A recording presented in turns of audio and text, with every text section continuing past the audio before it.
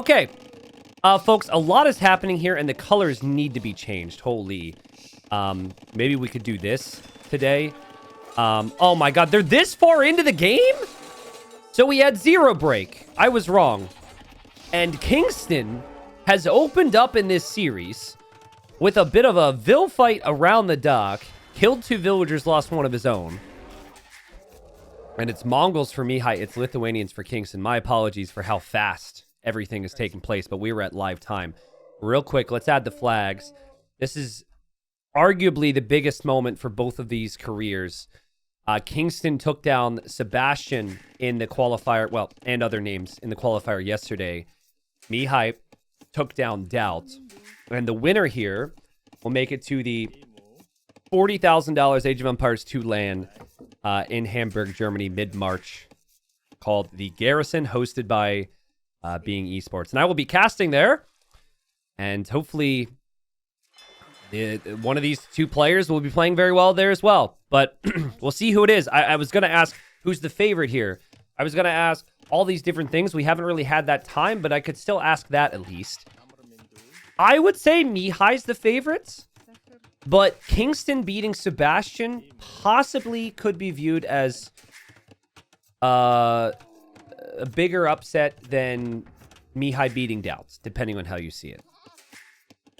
Mongols, I think, are the #1 civilization on this map. So really good civilization for Mihai to have. With all the hunt on the map. I think that's part of why Kingston went so aggressive in the early stages here. So he drops the second dock. So he'll aim to win water. I don't think Mihai will be focusing on water at all. And now Kingston sees the stable. Kingston is going to have a lot of work to do. 2 docks on this map means you're 2 docks and fire galleys means you delay your barracks. So he'll win the water, but all these villagers are exposed. Seeing the scouts will come out is obviously very helpful. So he'll at least know about that. But work to do, work to do, work to do. And it's very difficult to keep the Mongols off the hunt right now.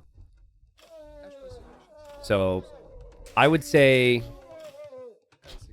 I'm not really sure I love this position for Kingston. Because even if he doesn't take damage to the scouts, you still have Mihai taking all this hunt. The fishing ships will go down for Mihai. Mihai. Ooh. Okay, so hold on. Does he have no loom? Huh. How did that happen? How is he making 2 galleys and also got loom? He must have walked out to a gold at one point. Unless I'm mathing wrong. But 2 galleys to snipe fish is probably the play here. And then obviously he has the scouts moving forward. Never. Heart vs. Finch is the final series of the day. All that information is available on Wikipedia, which is, on the link or on the commands. Garrison, you could read all that information there, but understand it is probably slightly easier to ask that in the chat. I don't want to pull a nilly and say check Wikipedia, my man, but the scout's coming forward from Mihai, and I really like his position because I think the full wall is long-term how you want to play this map. And I don't think he'll have much more hunt to work with, but he's in a position now where he could maybe transition into some farms. Another elephant coming in now for Kingston. Still have to keep an eye on these galleys when they hop out, because Kingston's hoping to get up to 8 to 12 fishing ships out there. The res collected, he's pretty much maintained the situation, Kingston. You're always going to be behind the Mongols, but you don't want to fall further behind. A nice pick off there from Mihai. His galleys did pop out, and they were immediately tracked by Kingston. But the fishing ships for Mihai are still alive, actually, getting a little bit more value. Oh, man, this is so annoying. This is what I mean. You really need to wall up here, and Mihai comes in with even more scouts, finds more snipes. And it doesn't look like his galleys will, but maybe even an opportunity for him here as well to snipe a fishing ship. So I thought we'd have a little bit more time in between games, so I went to go get a snack, which means I, left my office. And my cat got super excited. He was like, yeah, Dad's done streaming, you know. And now he's sitting outside my door screaming at me. Like, come play with me. And then what's going to happen is the stream's going to end. And I'll pet him for like 3 minutes. And then he's just going to nap all day and not pay attention to me anyways. When I want attention. So, just cat things. This is just a spearman and a camel, by the way. No real attack here from Kingstone. But so far, I don't know. It's a weird one. I like Mihai's position, but I have been very impressed with how Kingstone has played this. I feel like Mihai has done everything right with the Mongols to get himself into this position. And now Mihai has to decide on how he plays it from here. In an Arabia game, when you already have farms established and you have a normal eco setup, I would say cav archers. Because the opponent's on spearmen and your Mongols. But actually, I think it might be better to just make 1 or 2 step lancers and drop TCs. Because dropping 2 ranges to go CA seems really expensive with his economy right now.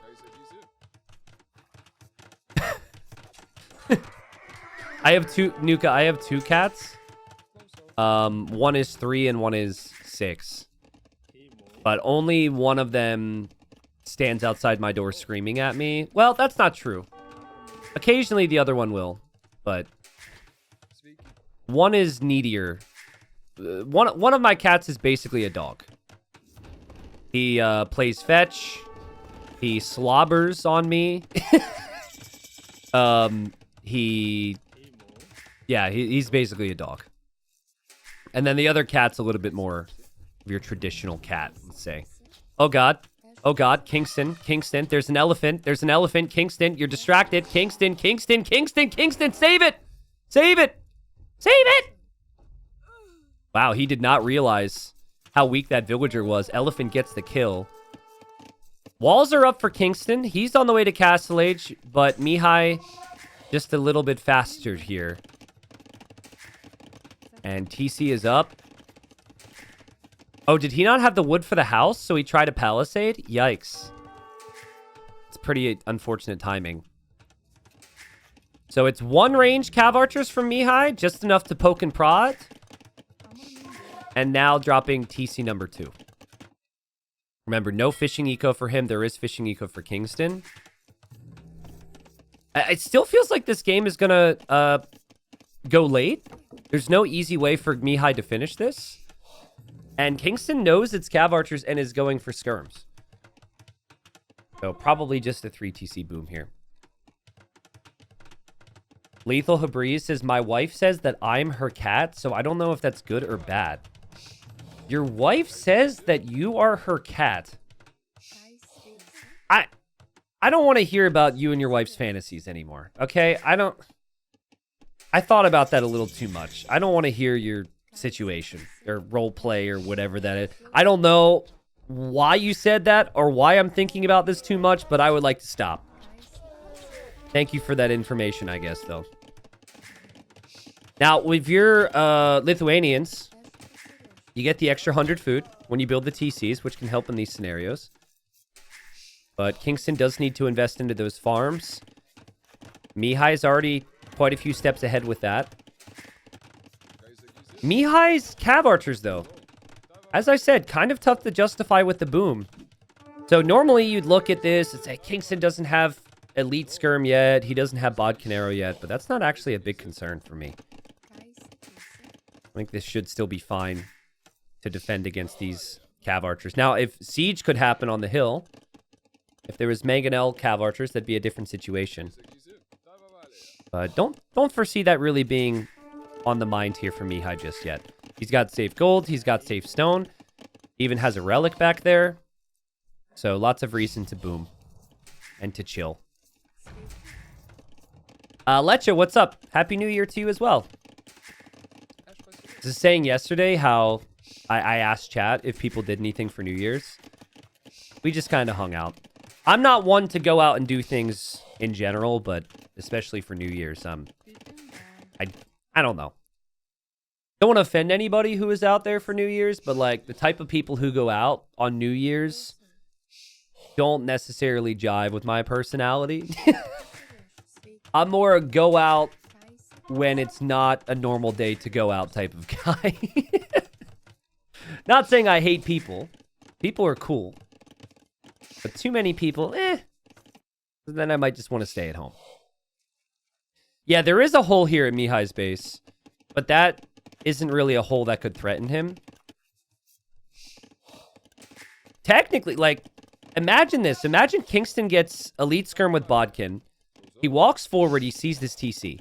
Initially, you might think that would protect the area. But if the skirms dive underneath that TC and get back here, there's very little protection.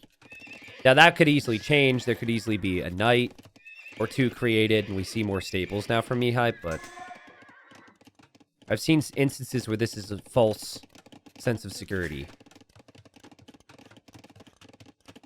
Jammy says, I like going out on a Tuesday. Yeah, I don't know. I mean, nothing wrong with the Tuesday. It's 5 o'clock somewhere, right? I'll go out any night. I don't care. It's more about, I guess, the mood and who I'm with. So, Kingstone catching up with the boom. As best he can. Vil count's still even.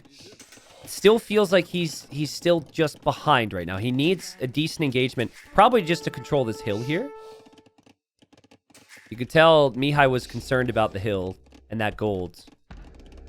Started to place the outpost and then had to pull the villager back.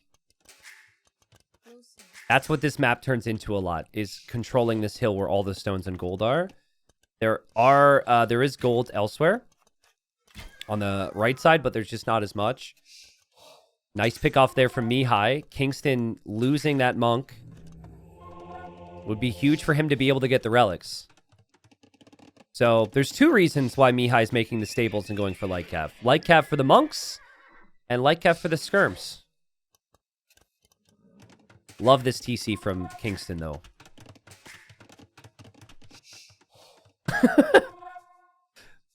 Wobbly Biscuits is people who go to Times Square for New Year's Eve wear diapers because there's no bathrooms. It's actually insane. Yeah, I've heard that. Obviously, I have no way of verifying it. If that's the case, that's insane.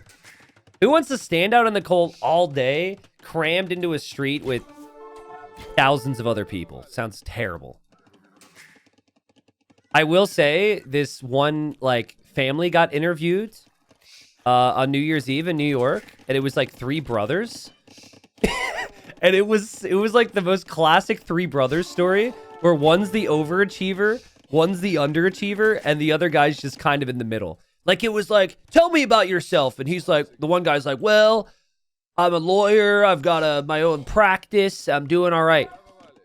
Tell me about yourself. The other guy's like, hi to my girlfriend. Hope my boss doesn't see this because I called off. The other guy was like, I really hope I can make it through my first year of college. I might drop out. I was like, oh man, I can relate to that guy. And Mihai has so many light cap. He's really hidden this. He's also waited till he has +2. And just wondering how aggressive Kingstone will be with his castle. Because from what Kingstone is seeing right now, he might think he can advance forward. Because he's only seeing CA. Oh, look at the patience from Mihai. That's such good patience. It didn't quite get to the other side of the skirms. But still, that will force the skirmishers back, and Kingstone will drop a castle. I don't know if this castle can easily go up now. He was concerned that castle would be denied anyways. Another TC here from Mihai. I didn't cast the series. I was covering other sets, but Mihai was down 2-0 versus Doubt. And then he came back, won 3 straight, and ended up kicking out the Lord. And like, I've been really impressed with Mihai. I felt like the last year or two has been a big jump from him. And oh man, now he's into the back of the eco. This is so rough for Kingstone. He's already got this army to deal with. Now there's light cav in the back. And so he overchopped. And best of luck to you, Kingstone. I don't see how you're supposed to get yourself out of this one. The light cav squeezed through to deny this castle. The light cav are killing Vils back here. He's in an absolute panic. And now there's a castle for Mihai on his face. This castle will definitely go up, which means the TC will be down. But now this castle might not go up because the cav archers can come right on through to deny this. It's one of those castles that probably will complete because of the sheer amount of commitment to it. But at what cost? Just think of the idle time for Kingstone as well. He's got idols in every single TC right now. The castle goes up. But just the dream start here for Mihai, game number 1. And also the dream civilization. That's the one thing we'll have to look at. Like, I haven't had a lot of time to inspect the draft. But this has to be top 2 pick for Mihai. There's no way Mongols fall anything beyond that. So if Kingstone has a late pick here for Lithuanians, it's not too bad in the best of 7. He could, especially mentally, just chalk it up to being a civ win, right? And just say, well, I tried my best. I played pretty well considering the circumstances. When Imp comes in, Mihai can make trebs. Just focus down this castle, and this is looking pretty bad for Kingstone.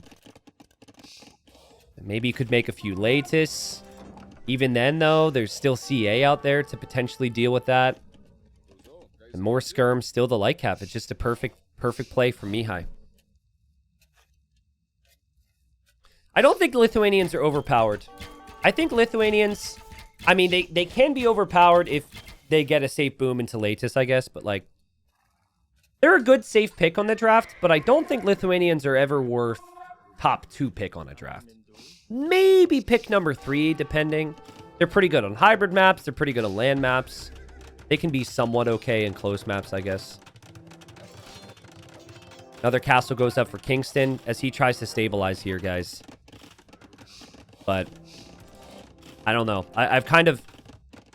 The score doesn't indicate this, but this is pretty over.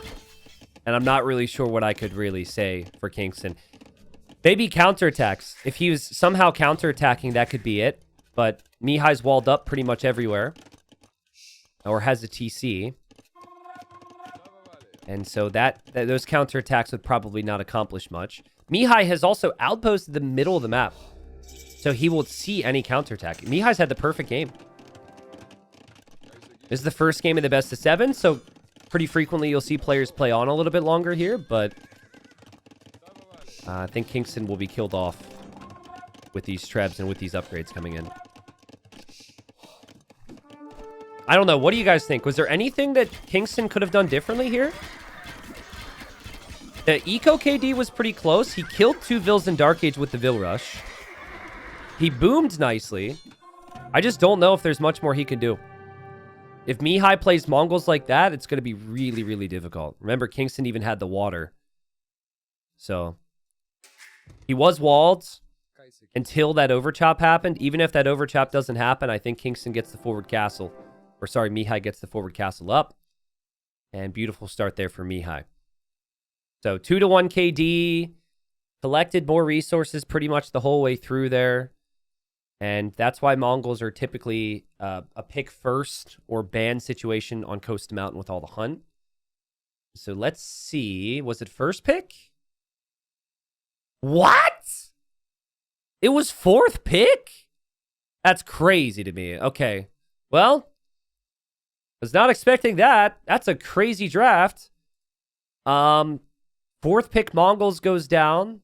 Or sorry, gets the win, and then Lithuanians was actually one of the final picks and goes down. So, game number 2.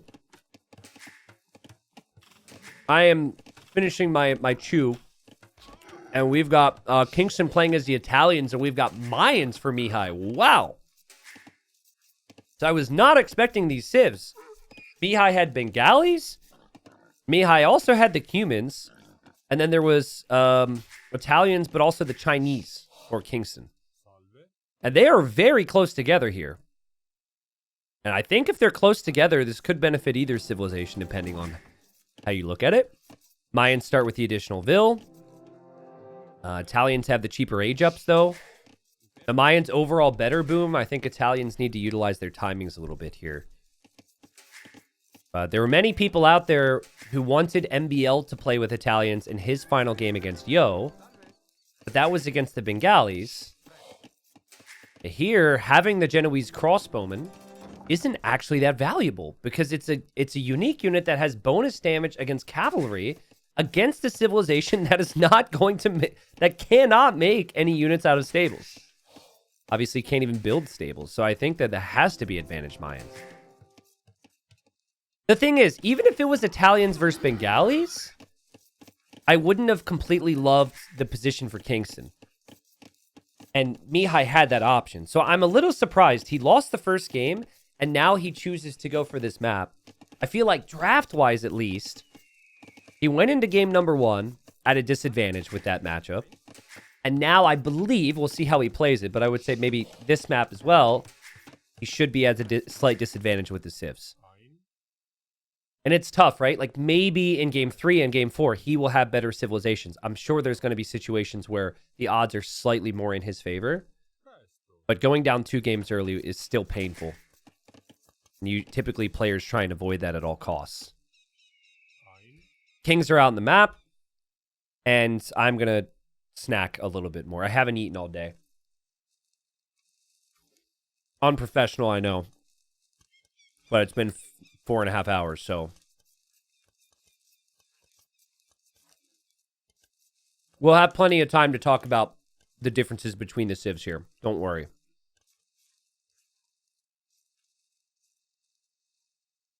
Now, what's going to happen, because this is the game where I'm eating and being unprofessional, this is going to be the best game of the freaking day, and I'm going to want it to go to YouTube. And then some guy named Jim is going to get really annoyed that I'm unprofessional on such an epic game. Like, how could he eat during that? So, that's how it always works. Sorry, Jim.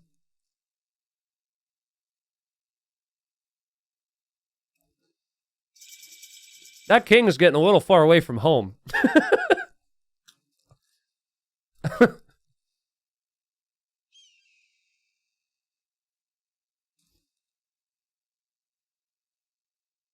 So, the other day, I uploaded a community game, and in the community game, I said that someone named Dan was probably falling asleep. I think I screenshotted it. Let me pull it up on my phone real quick. Okay, comment from a username, Daniel Hamal6066. He says, T90, I was about to take a nap to this till I heard you say my name, LMAO. So there was a Dan that was about to fall asleep. Hold on.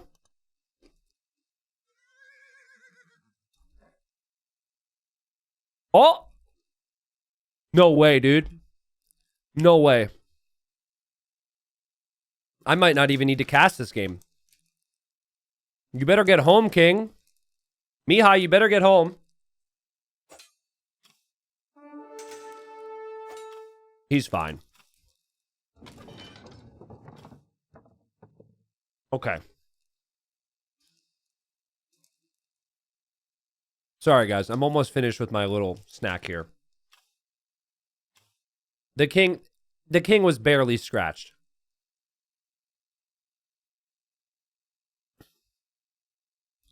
I think the castle's right there, though, right? Yeah. Whew. So I was eating these spicy crackers. They were way spicier than I was expecting. Holy. Poof. Okay. Well, the approach seems to be boom for both. Kingstone collected 50 stone from the stone tile to get up to 200 stone. It'll be the same deal for Mihai. And probably 2 TCs. The big difference here is it will likely be plumed archers for Mihai at some point. So if it's plumed archers versus Genoese crossbow, the plumed archers should be preferred. Could someone possibly look up the cost difference? I don't think I can check that here. Also, hello, say my name. Salutes to say my name in chat. What's up, bro? Nice to see you, man. Say my name. Please don't drink beers during Titans League. It was funny that other event, but please don't drink 12 beers before you play in Titans League this season. Okay? Like you did in that qualifier. And King is still scouting. But again, the King is faster than an Eagle. So the King should be able to do that. I can't tell you the cost difference between a plume and between a Genoese crossbow. But our base can. Okay, so 45 wood, 40 gold for Genbo. 55 wood, 55 gold for plumes. Plumes are 55 gold? Man, that's expensive, dude. I mean, plumed archers used to be one of the most OP units in the game back in the Conquerors. They were dirt cheap. And so I think they went through a series of nerfs once DE came out. So see, say my name says Vietnam champion football. I drink a lot tonight. Okay. Ah, so there's a Vietnam. It's like Vietnam football final. That's cool. That's okay. You can drink a lot tonight. Say my name. Just don't drink in Titans League. For those that don't know, it was a qualifier for, I think, Warlords 3. And he saw that he was going to run into ACCM in the second round. So he went out with his friends, had a good time, and apparently had drank 12 beers. And he was against Overtaken. It was the best of 5. I'm casting it, and I'm like, man, Say My Name is off today. He's not playing well at all. He's so slow. What is happening? I was very judgmental. And then Hope showed up. So Hope's a Vietnamese player. And Hope told me in the chat, Say My Name is drunk because he had 12 beers. And then, guys, Say My Name after losing the first 2 games. Reverse swept Overtaken and won 3-2. And if you watch the games, by the way, you could kind of tell that the guy was a little drunk, you know? It was funny. I uploaded, the title is like, this player was drunk or something. One of the games is on YouTube if you want to see it. I definitely got a little one guide in that, though. There was this person who was like, I don't want to support you anymore. You're supporting alcoholism, blah. Got really upset with me. It was like, I wasn't advertising alcohol. That player just was drunk. That was it. You know, it was a whole thing. So that comment definitely lived in my brain a little bit more than it should have.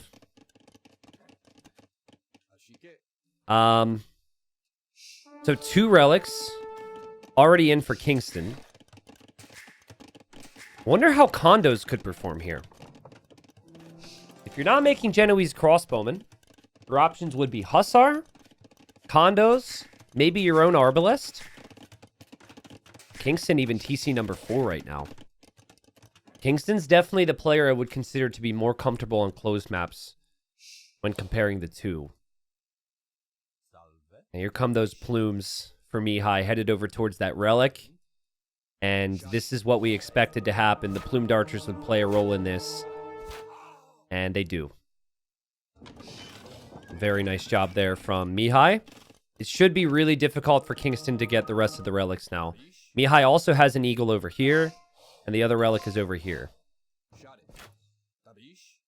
But maybe that's okay. Like, maybe getting those 2 relics and not having to make army for the middle is good. Mihai's getting fletching. Mihai's spending a lot in the plumes. So this could lead to a pretty nice imp timing here for Kingston. Half Wrong says, if I'm drunk, I too can get through the qualifiers. Consider me influenced. No. He lost the second round. I don't think he was drunk then. But basically, I mean, ACCM is just a god, right? Both for Vietnamese players, but just in general. So I think he just looked at the bracket and said, well, there's no way I beat ACCM. And he's really close with ACCM. So that's why he felt like the whole bracket was a bit of a wash for him, so he lost because he wasn't drunk. Got it? No, I'm not promoting getting drunk and play. Ugh, guys. You're making this worse for me. I want to keep that one guy around. That's always the tough thing, right? Is you get that one comment that'll linger in your brain. 100 people resub and say, great work. And then the one guy is just like, this guy lacks moral character. And then it just lives with you. I've gotten better at dealing with that because he just comes with the territory, but there's always a couple. This is ambitious. That was extremely ambitious from that monk to think that he could get out over to that relic. But when God calls, you don't say no. And triple range. Wow, check this out from Kingstone. So he's making skirms in castle. He hasn't clicked imp yet. So I think this game plan is elite skirm, map control in the middle, forward castle, fast imp. But the thing is, you delay your Imperial Age time by investing into the skirms now. But he also doesn't have the stone for the castle yet, so kind of makes sense. What I wouldn't like is showing the skirmisher move too early. If you show the skirms to kill this plume, for example, I would consider that a waste. Bodcanero comes in. Oh, look, he even sent a Genoese crossbow. That's funny. So he sends a gen bow to throw him off a little bit. That's really smart from Kingstone. That's actually sick. And now he shows the skirms. And now Mihai will know about it. See, this gives Mihai a little less time to react. I would say a siege workshop could make sense. Obviously, long-term eagles would make sense. But this is where I'm expecting some type of middle castle here from Kingstone. And I don't think Mihai is expecting there to be ballistics already. But Mihai didn't lose too many plumes. It's obviously awkward what he's up against, but it's not actually too bad. Siege Workshop positioning for Mihai. In one way, it's good, I guess. Because the Siege Workshop completed, which it may have been denied if you made it in the middle. On the other hand, I'm not sure it's so good. Because it's not directly between the bases here. Man, Mihai's micro is so good. He's like, I don't care about your elite skirmishers with ballistics. And I think no bodkin kind of hurts Kingstone's chances here of getting some kills. And Siege Workshop just completes there for Kingstone. So Mangonel will be on the way. Villagers are going to be coming forward soon. This is critical timing for Kingstone. Oh, wow. And hold on. Do you see that? He saw the castle from Mihai, thought he would build the defensive castle, but then he saw the Mangonel. I think this is all really valuable for Mihai. Because the worry here was that he would be pressured early imp. It doesn't seem like early imp is going to be as big of an issue now. It seems like he'll have more time. And this castle also denies both those golds for a while. So you have to push this back now if you're Kingstone. You have no choice. And oh, he gets hit! And he could get hit again. He micros it. But not an easy time. Villagers have gone down in the base as well to the castle fire. The tower will go down. And Mihai, as long as he avoids a big shot himself, should be able to take the middle control as well because of all this. And yeah, plumed archers, man. When you have a player like Mihai controlling them, they just look so good. Look at that micro. Not even a doubt. He won't lose a single plume. Not even the Mangonel. Look at that. This guy is amazing, guys. He's so good. Both these players are on the younger side compared to the established pros at the top. I think Mihai's like 21, maybe? And each year has been a slight step up for him over the past 4 or 5. Now he adds the barracks behind. This is the type of thing that a lot of players won't do that Kingstone does. Full stonewall. Look at the value of having this corner locked down long term. That would be great, especially if you're going to be raided by eagles. The other thing as well is oh, wow, he killed a ton of plumes over here. The castle killed some. Oof, now an attack rounds, and actually things are turning around here. Kingstone's looking like he's in a really good position all of a sudden. But yeah, this castle is kind of a waste. How important can castles be long-term if you want control for the map, but also plumed archer production? And so to just give up this castle after losing the imp race, it's kind of painful. Walls are coming up for Kingstone. Neutral golds are very far away on this map, so there's one down here and one down here.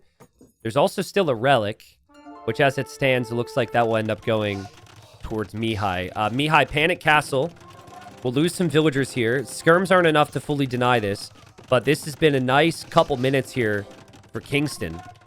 It looked like it was awkward, but that imp time has made all the difference.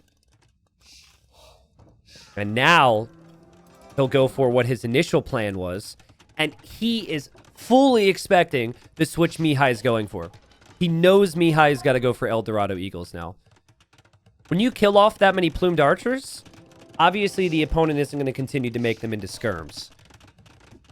And so 1, 2, 3, 4, 5, 6, 7 ranges. All the ranges that are completed right now are producing hand cannons.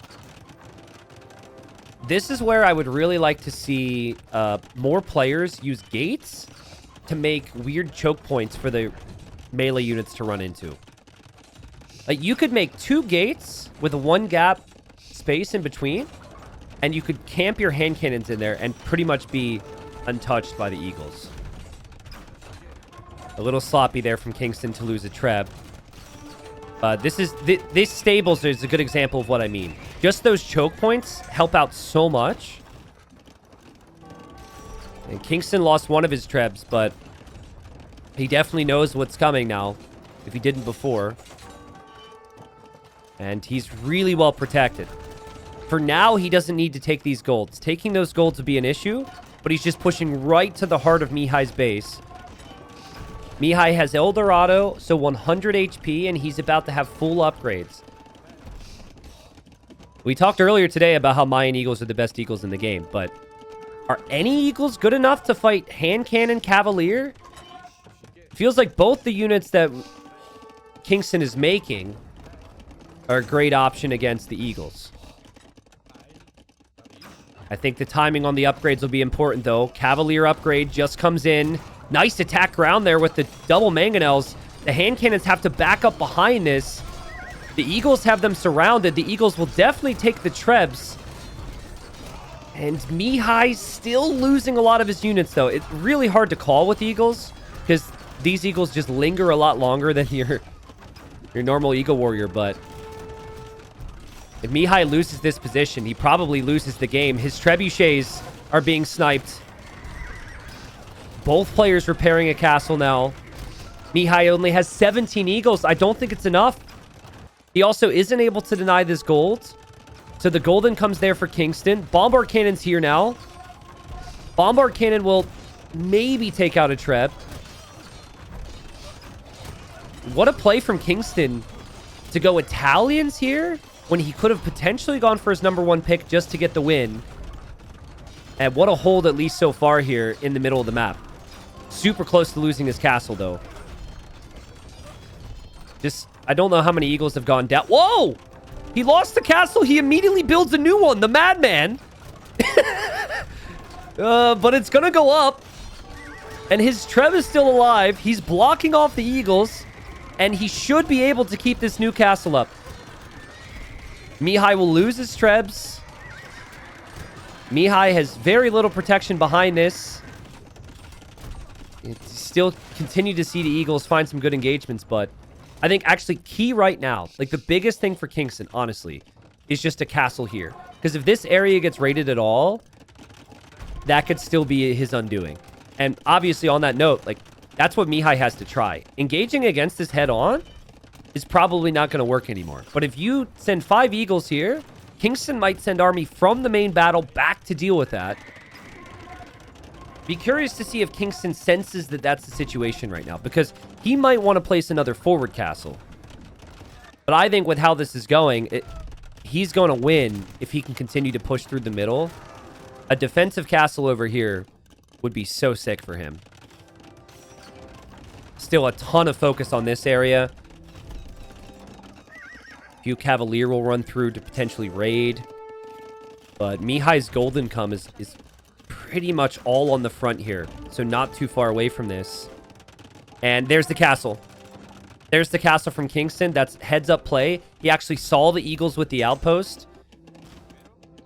And that's what I wanted to see from him. And now, sure, some villagers will die. But you're still going to have that gold locked down. And then it allows you to fully focus all of your military and all your attention on the front. Guys, I was worried for the series. I was worried for Kingston because I didn't have faith in the Italians. I felt like not being able to use Genoese crossbow would maybe be a concern here. But he hasn't needed it.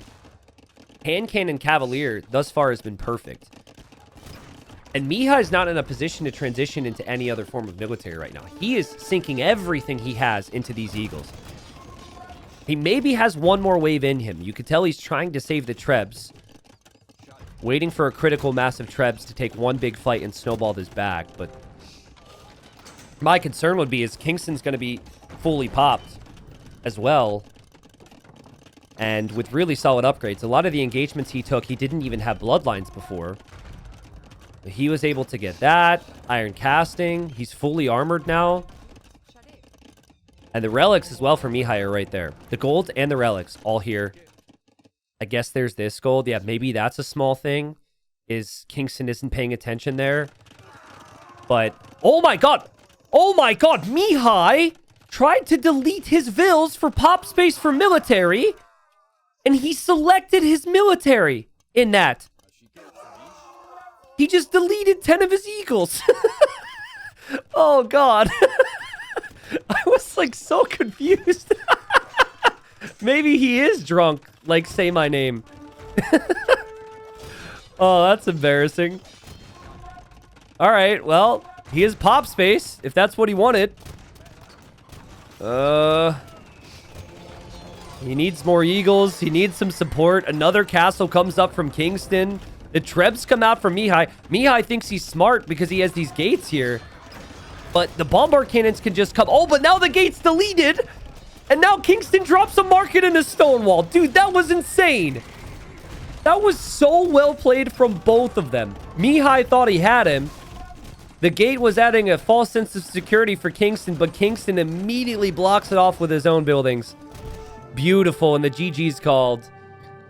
Guys, the run from Kingstone and Mihai to get here, maybe one of their best performances in AoE 2. And both players so far have shown they're going to rise to the occasion here. That was really well played. Italians was the later pick from Kingstone. Mayans, I'm not sure exactly where the priority was for Mihai, but usually a pretty solid civilization to play with. One of the best civilizations to have on any draft. And we have the 1-1. In the end, the key for me was the Elite Skirm ballistics opening for the map control. That was huge from Kingstone. A lot of people click to imp and then they try and make army. And I think if he did that, it wouldn't have worked because the castle would never have been here. The other thing, though, and maybe this just comes back to Mihai's approach being slightly off, the forward castle from Mihai didn't do too much here. It was a forward castle fast imp play, and that didn't work out against the Italians who were already just in the Imperial Age faster. So that gave a little bit of a snowball there to Kingstone, which I think helped. But obviously players don't know when the opponent's on the way to imp. And there we have it. 1-1. Let's go. All right. Catching up here, folks. We had some bugs. My bad. Game number 3 enclosed. And we have Cumans. Cumans versus Chinese. So first pick for Kingstone. The Cumans a later pick. I thought Cumans would maybe be played on Fortress. And maybe Mihai will be wishing that he would have played Cumans on Fortress after losing the Fortress game. But Cumans would be an interesting one here. Now, it's not confirmed until we see it. But almost always, if you pick this civ, you're going to go for the second TC in Feudal. Chinese would really struggle with the fast castle style. So, one's in chat if you remember Leary Hera Noble Apartment Cup Finals. It was Slavs versus the Cumans. And there, Hera saw Cumans. He assumed it was going to be fast castle, and he went for Knight Siege. And there were some issues I had with how Leary approached that, which is kind of besides the point. But the point is he was able to go fast castle. Chinese can't really do that all that well because they start with the 0 food. Chinese is kind of built up for the fast feudal approach in the feudal age army. And so I think the Cuman 2TC boom is arguably better against that type of play. And now we have a scout rush. Okay. Never mind. This could be scouts into the second stable, but some mind games for Mihai, actually. But Kingstone won't know this. Kingstone right now as his buffalo's being stolen. He's assuming there will be a second TC over there. So he might not wall. He might not play defensive at all. And he might make the wrong call. I think Mihai should move his scout around and just play the whole game like he is booming. And what I mean by that is you don't want to actively scout the berries, actively scout the golds. Sometimes the player who's booming plays a little scared with their scout.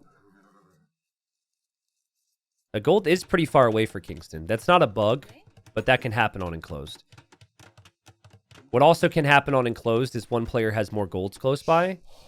So, like, this one seems pretty good, but sometimes the second, third golds are closer to one player than the other.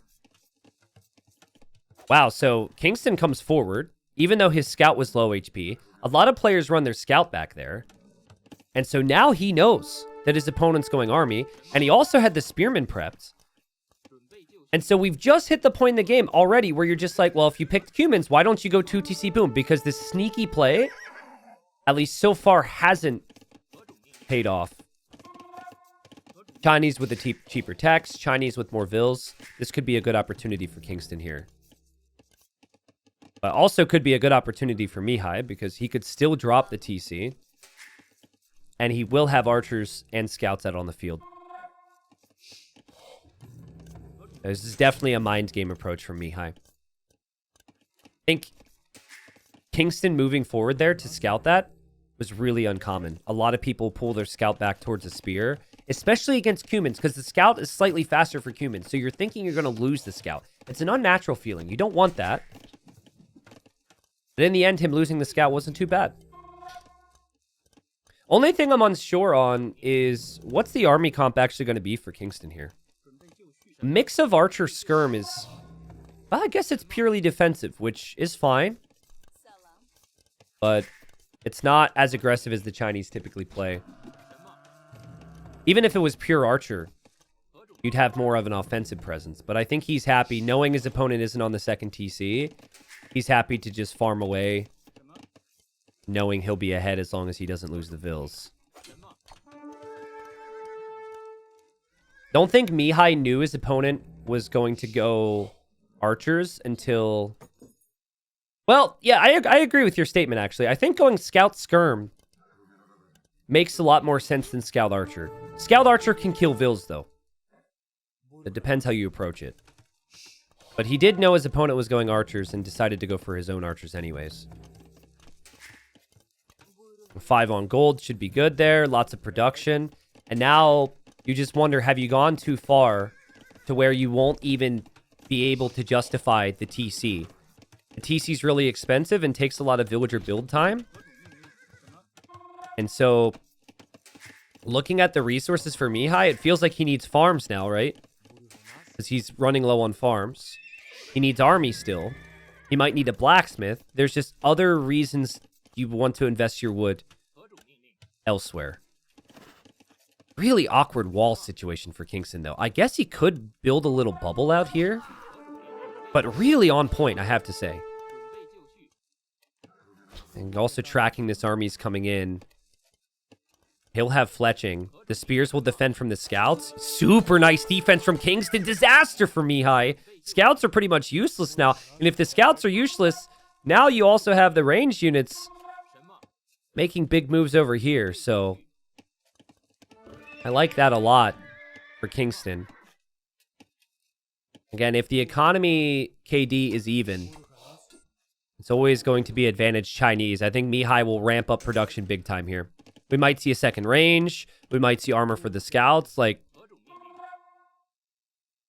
Kingstone not really hesitating to chase this down as he has skirms in the mix. But now he'll see the scouts. And now Mihai has 3 scouts plus his ranged units behind. Kingstone will sacrifice a scout there. And oh, Mihai comes in from the other side. And Kingstone, his archer micro is going to have to be perfect here to get the value he wants. But I just don't think he was expecting that. I think after his engagements on the scouts on the right side, he thought that he was completely fine. And now an opportunity for Mihai. And now maybe you can go for the second TC. You've got a massive army lead. Obviously, he might just want to continue to invest into that, but maybe soon we see TC number 2. It was looking so good for Kingston, but remember, like, Kingston's only ever really been producing out of his archery range. He produced 1 additional scout from his stable. That was it. He's had a couple spears, of course, but, like, this has been painful. I actually like his damage control, though, because he'll... In the end, he ends up with 8 on gold, which is what you would want anyways. The gold is towered and walled in. The food eco's safe. And he's not actually taking any losses to the army from Mihai. He shouldn't either if he focuses down the archers. Yep, shoot the archers that are in front of the group. Some of the trailing arrows will hit. And now Kingston has to be as patient as possible here. But he ejected the archer this way and ejected the other 3 archers this way. He's trying to escape. I don't know if he can, though. Kingston needs to at least get value here. He needs to at least get value. If he doesn't kill a couple archers, this will be very bad for him, and that's so good for Mihai. You could tell what Kingston was trying to do. 17 kills for Mihai. 5 deaths. This is without the second TC in Feudal Age with the Cumans. So, Cumans typically make no army and go full eco. And Mihai instead went full army and kept more of a standard approach with his eco. Yeah, Master Build. The main event for this will be in Hamburg, Germany. Correct. I'm pretty sure you should be able to look up the location. You can use the link. And it's the Experion.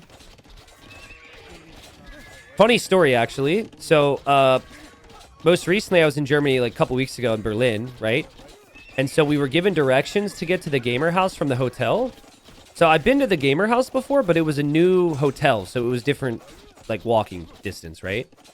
And so the direction said, walk to this street. And then it was a really long German street name with it started with a K, like Klauserhausen something, right? So I couldn't memorize that. So I just said, okay, I'll walk until I see the street with the long K word. And so I did that. And then I took a turn. And then I look at a street sign. And I realize, wait a second. A lot of these streets start with a K and are very long and hard to pronounce. And then I had to pull up my phone. And verify I was on the right one. But it was good. I was on the right street. It worked out. But I immediately thought, my chat's going to appreciate that. I mean, this game has been so good for Mihai, but he hasn't killed a single villager. And he's still later to the castle age than his opponent. Kingston, he'll have ballistics soon. And credit to Kingston. I mean, obviously credit to Mihai. He's done some real damage here. 17 kills, 6 deaths is impressive. But Kingston's still alive. Didn't lose a single vill. Ballistics now on the way. This is most likely going to be a crossbow war. So him being on those upgrades already is massive. This is interesting. It feels like Mihai is happy to lure his opponent away so he has more time at home. The second TC will be up soon. He's got 3 stables, and this will be knights, and he does have a lot of resources to work with. Yeah, Bodkin was a little late. And in the end, that might actually be a big thing to regret here for Kingston. And he'll probably kill off everything now. But does waste a little bit of time, I guess.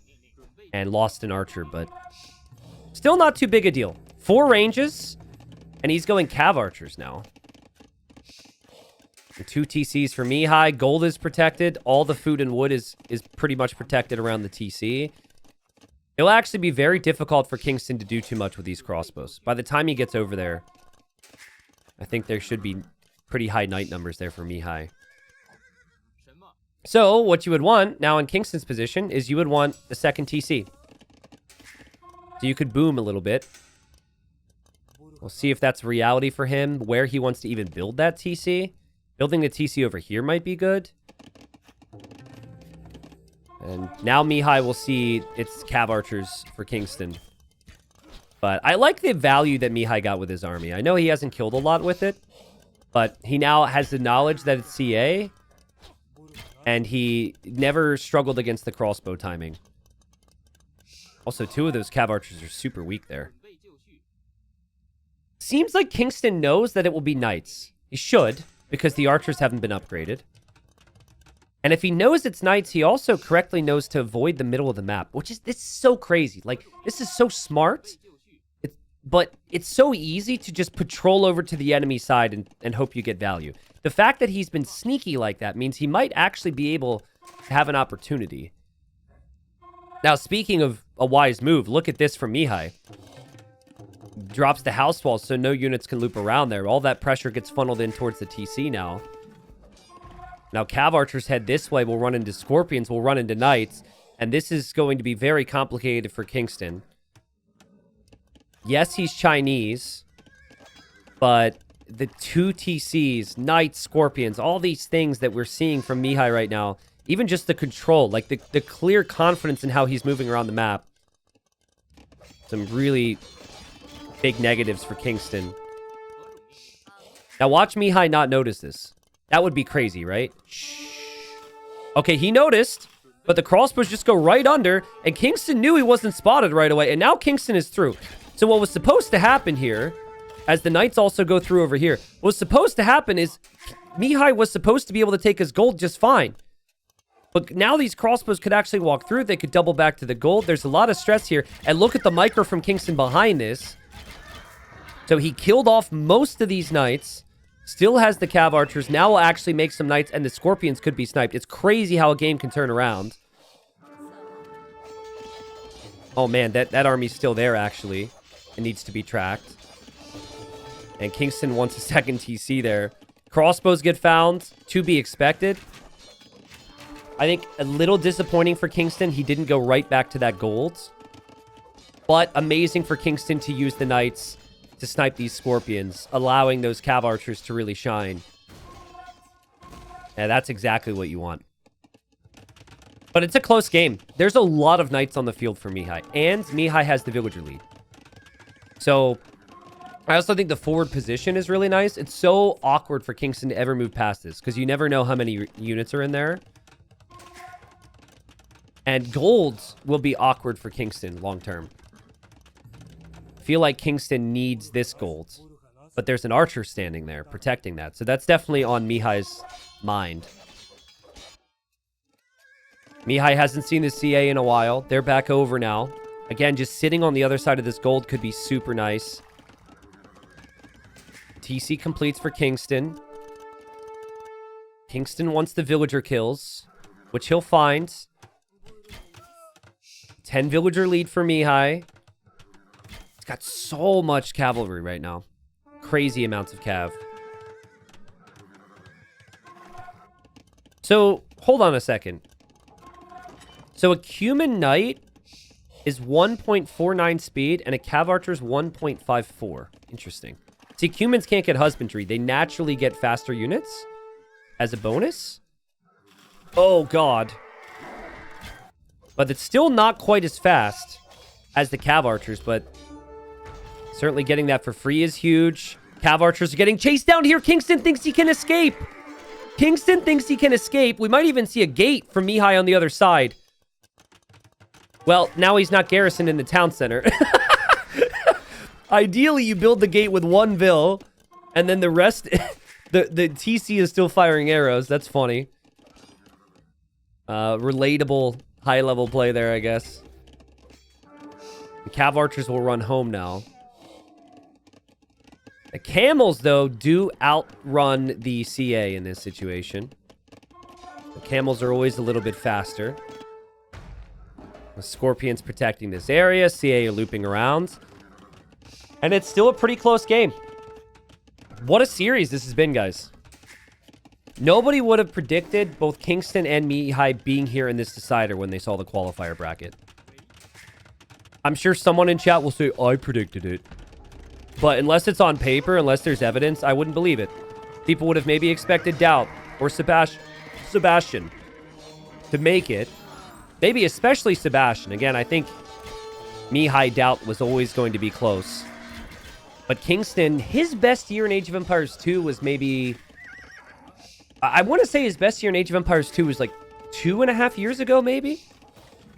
And I know him. I've spoken to the guy many times. He's in college. He's working. Like, he went from basically playing the game and nothing else to living life and doing other things. And so naturally, he kind of had less time on his hands. And his shape was not as good as it could have been. But what a performance here. And like, Mihai has also played Unreal Age of Empires 2. And this is just back and forth. Raid here from Mihai now as Kingston's microing the CA. But the CA are dominating. And Kingston notices as well. So what was it? 20 knights at one point for Mihai? I think it was 20 knights plus a couple camels. And now he has 4 knights and a dream. And 3 TCs for both. KD is, of course, even. Mihai's about to go for the Omega Boom, though. So he'll have 5 town centers. So he will not have the food income. 6 TCs? Yeah, he's just going to fill every open area with town centers, I guess. Which is a strat. Still just 3 TCs for Kingston, but I think it's 3 TC eco you could be pretty happy with. The thing is, I think Mihai has kind of run out of ideas on what to do. Even if you have town centers everywhere, you need a lot of food to keep them running. And there's always going to be spots where villagers can get sniped. So this is just... I would have preferred to see him try and make more army. I would have loved to see him go for more siege workshops and go ballistic scorpions, but you can't really use the siege workshop anymore. And there goes Kingston. Kingston's like, I've been here before, and Kingston knows he can't fit all the vills inside the TCs. It is expensive to lose all this, but he does get the kills at least. Again, that's a lot of idle time there for Mihai. Villager gets sniped. Ballistics now. Yeah, I was wondering if Mihai got ballistics for his TCs. I was pretty sure it was going to be for scorpions. Maybe it's for kip checks as he drops his castle. Kip checks will struggle when the opponent has cav archers out on the map already. But at least it's something. And at this point, maybe going camels and knights is just too difficult with how little food eco he'll have. This area will become important. They're starting to chop towards each other here. And I wonder what the imp times are going to look like right now. Crazy food eco for Mihai.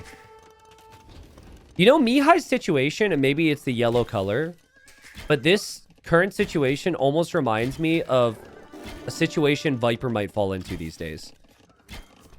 Where he, like, goes for the crazy boom after something clearly went wrong, and he actually does a decent job at staying in the game, you know? A situation that's far from ideal, but he can get away with it. Against certain players. Archer will be killed, but did get a villager kill. And the castle's up for Mihai, so he'll be making kip checks now. Vill count is ridiculous for him. 117. A lot on food. Enough on gold. Enough on stone. Maybe it's feasible. There's also a lot of weak cav archers in the group too, so I think if you mass the scorpions, if you have like 5 or 6 scorpions patrolling around your TCs, you could probably be okay. But individual scorpions like this, you're just going to lose them against good micro. You need to keep that mass alive, ideally. Kip checks are being microed. Nice micro from Mihai. Really sick micro from Mihai. Scorpions, though, not so much. Professor Strudel says, when don't kip checks struggle? Kip checks can be really good on the back of a 2TC imp. Don't talk smack about kip checks. All right? You'll get kip checked. But they're more of a timing unit combined with the economy that the Cumans can have. The other thing that I always stress about the kip checks is they're so cheap. They're so cheap. You can make so many of them. Much cheaper than a cav archer. Maybe it just feels like they're cheap compared to a cav archer because of the Cuman eco. I don't know. Professor Strudel says they always just die and that's it. Okay. Okay. Thank you. Thank you for the insights. Clearly you're thinking a lot about the situation. Hold on. Hold on. Trap. Cav archers getting sniped. And Mihai's kind of made it so units can't get in and out of his eco. It's tough for Kingstone to get more units through. If he could somehow get a castle here, with the way the house walls are set up and the castle's set up, he's got a nice safe space in the back. And look how weak these cav archers are. I think the Kipchaks and the Scorpions will kill this off. Outposting everywhere from Kingstone to know about all the stones and golds. And he will drop a castle forward here. He knows he could likely do that because he sees all the army from Mihai. And Mihai with more traps! Again, I don't know if it's the yellow color or what. But Mihai with some very Viper-esque plays. The super greedy boom. The staying alive after things went wrong. But will he be punished for his greed here? He kills the cav archers. That's a momentum swing. But there will be an army of camels and an army of CA and maybe Trebs on the backside of this. The main issue for Mihai will be lack of resources long term. If he moves out to any of these stones or gold, Kingstone will see him. One thing Kingstone doesn't see, it looks like he might have just spotted it, are those vills. Yeah, I think he noticed that. Those vills were going to sneak over here and take that stone. What do you make here is the Cumans. Kipchak, Hal feels like the best comp. But he only has one castle. With that castle, he has to make Trebs. Nice job there from Kingstone. As Kingstone, it looked like he was going to struggle in Feudal Age, right? He lost so much army. He had no map control. But now he's responded so nicely here. Ooh, Hal Boninger is a great call. Hal Boninger's an amazing move, but players like at this level won't do it. Because it's too slow and they're open map players, they probably won't think of it. There are obviously some exceptions. A player like Barles or Ganji would probably immediately try Hal Boninger. But I don't know if that will be something Mihai can justify right now. He will go for Halb, though. 155 ills, but he has no map control. Stables from Kingstone in the south, so he can raid. Kingstone, honestly, could dive to take the Treb. Right now, there's a very real opportunity he could dive to take the Treb. And maybe Mihai expects this. Mihai was placing some walls, but that was open. The camels could take the Trebs. It's worth it, too. If you lose the camels, it's completely fine. You need to win this Treb war here and keep your own castle up and hold that position. Camels are not the best at sniping Trebs. But I guess you force villagers to repair the Treb instead of repairing the castles then. And down will go the castle. Down will go the Treb. Cav archers are still here to help out with the Halbs. And Mihai still struggling massively to know what to do here. Camel Cav archer is just the perfect play against the Cumans. Unless it's Halb. Unless it's Onager, maybe. But when you're backed into a corner, it's tough. If it's arena, it's way more obvious to go for that. But you've got two sides to worry about here. It's not going to be easy. There are some small things. I mean, Kingstone's done everything right. Just some small things like getting the relics, which feels very valuable here. But on a map that has like 20,000 gold left, I don't know how important the relics really are. And he sees this castle is being placed, actually blocks the foundation, and that castle might be fully denied as he's pushing over here, so. No shortage of resources for Kingstone. And, oh, he blocked the castle. Oh my God. He double blocked the new castle foundations. Well, triple, actually. The light cav was unintentional. But Mihai thinks when he rebuilt that castle, it's going up right now. And he'll look back in a second and realize it's not. That's sick play from Kingstone. And now, again, Mihai's struggling. So, yeah, he castles here to solidify the side of his base. But now he's losing this side of his base. Also, the upgrades are absolute perfection here for Kingstone. Can we talk about that? From eco upgrades to military, every upgrade he's missing is already on the way. So I guess it's close to perfection. It's an A-. It's about to be an A+. He pushes past this castle, and it's GG. Mihai needs to try one more time. One last fight. He'll try Cavalier with Halb. But with Camel out here, I mean... Kingstone already has it covered. He already has what he needs. Guys, when I asked who is the favorite in this series, a lot of people said Mihai. And I would have said Mihai as well, because the last year or two, he's been that slight step up. But this is the Kingstone that I remember being excited about 2 years ago. I have some of those sloppy results. You know, the games that made me lose hope in Kingstone being that next top 10, top 16 guy living in my brain still. But I mean, this was amazing play. Mihai is playing as good as he has played the last year or two to get people excited about him, and he just cannot find an answer here. He'll dive, but his halbs will disintegrate, and there will be more army to come for Kingstone behind this.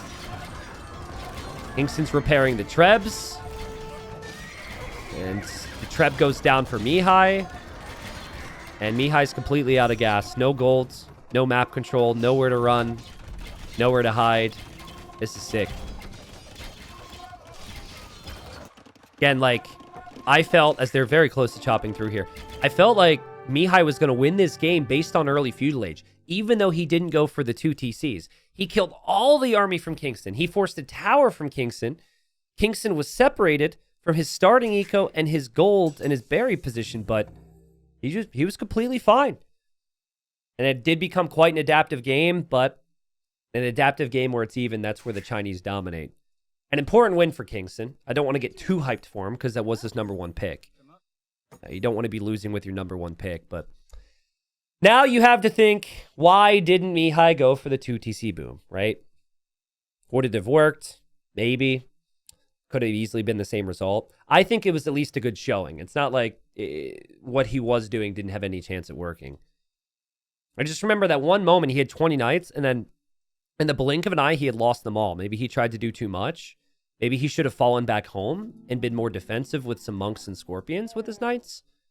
But at least with the way the base layout was for Kingstone, it felt like he was very vulnerable to raids.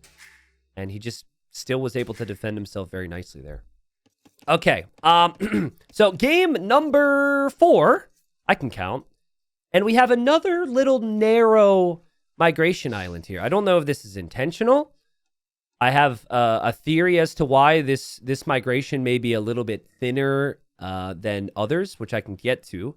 But point remains is there's not a ton of space to move around in the middle, which could be pretty important. We've got Bengalis for Mihai. Ships regenerate, and you get additional vills, and your monks are armored. All those bonuses play big roles here. And, wow, look at Mihai's build. Hold on a second. He's going straggler trees first. And yet another example why I never made the straggler tree video 5 years ago. Because my eyes were opened up to the fact that you can do some funky things with these stragglers. It's the Loey the Legends were onto something. So this is early stragglers into lumber camp from Mihai. So he goes 2 fish.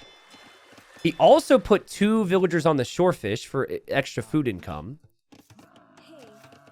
And now he will go for the lumber camp. Meanwhile, Kingstone is going to go for the standard approach, where you wait for the dock to get the wood, and then everything's super consistent here. So, and Nor says it might have been voluntary to create discussion topics. I don't know, but I think it's hilarious. Let me look at my text real quick and tell you what other results are coming up for that. One sec.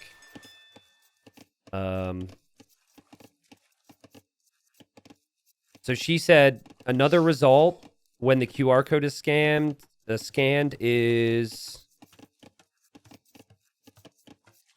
okay, we texted a lot more than I remember. Someone was like a plastic polymer, I think is what she said. And then someone else got another random Zillow listing in like the West Coast. Anyways, I think it's hilarious. Oh yeah, you scan someone's QR code to get the information about their talk, and their code takes you to a USB adapter. Oh my god. Somebody's getting fired, dude. Somebody is getting fired. How does it even happen? Does anyone have knowledge on how that could even happen? It feels like it's a troll. Mihai's got to click up here. And Kingston has already clicked up. Res collected is pretty much the same here. So while the build did seem a little advanced there from Mihai, maybe just slight advantages there. T90, do you want to know the Manchester United versus Liverpool result? No, I already probably know, though. We probably lost. Don't tell me. No. No. Let me cry about it later. Now, I am less interested in that. I am more interested in the Minnesota Vikings versus Detroit Lions result as a Vikings fan. Are there any NFL viewers out there? Tonight's a big night, dude. Tonight's a big night. And we're probably going to lose. As is the Viking way. But if we were to win, that'd be pretty epic. So I'm looking forward to it. Eagles fans in chat. 49ers fans in chat. Okay, I don't have a ton of disdain for the 49ers. That's fine. My buddy does, though, because my buddy drafted McCaffrey in his fantasy team. But he's not happy. And seems like galleys for Kingston and probably galleys for Mihai. Both players likely to go to the opposite side of where the other player has docked. So. Fortune Cookie's a Browns fan? Oof, that's rough. I'm sorry for what life is for you. I really am.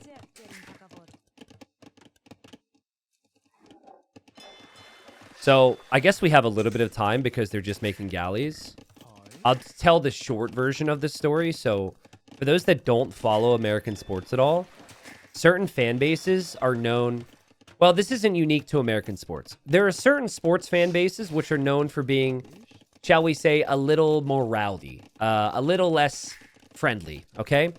And you guys could say whichever fan bases you think are the worst and offend everybody and whatever. So... one fan base, which especially like 10 or 15 years ago, which was not known for being the best, was the Philadelphia Eagles fan base, which is actually close to where I grew up. But I was a Vikings fan because my brother liked the Vikings and I just followed what he did. So I was like 10 years old, right? And my grandmother, my sweet little grandmother, who had no clue about the reputation for Eagles fans, she said... Man, Kingston's micro here is sick, by the way. That's not what she said. My grandma did not compliment Kingston's micro. But if she was there, she would have. Because holy crap, this is good.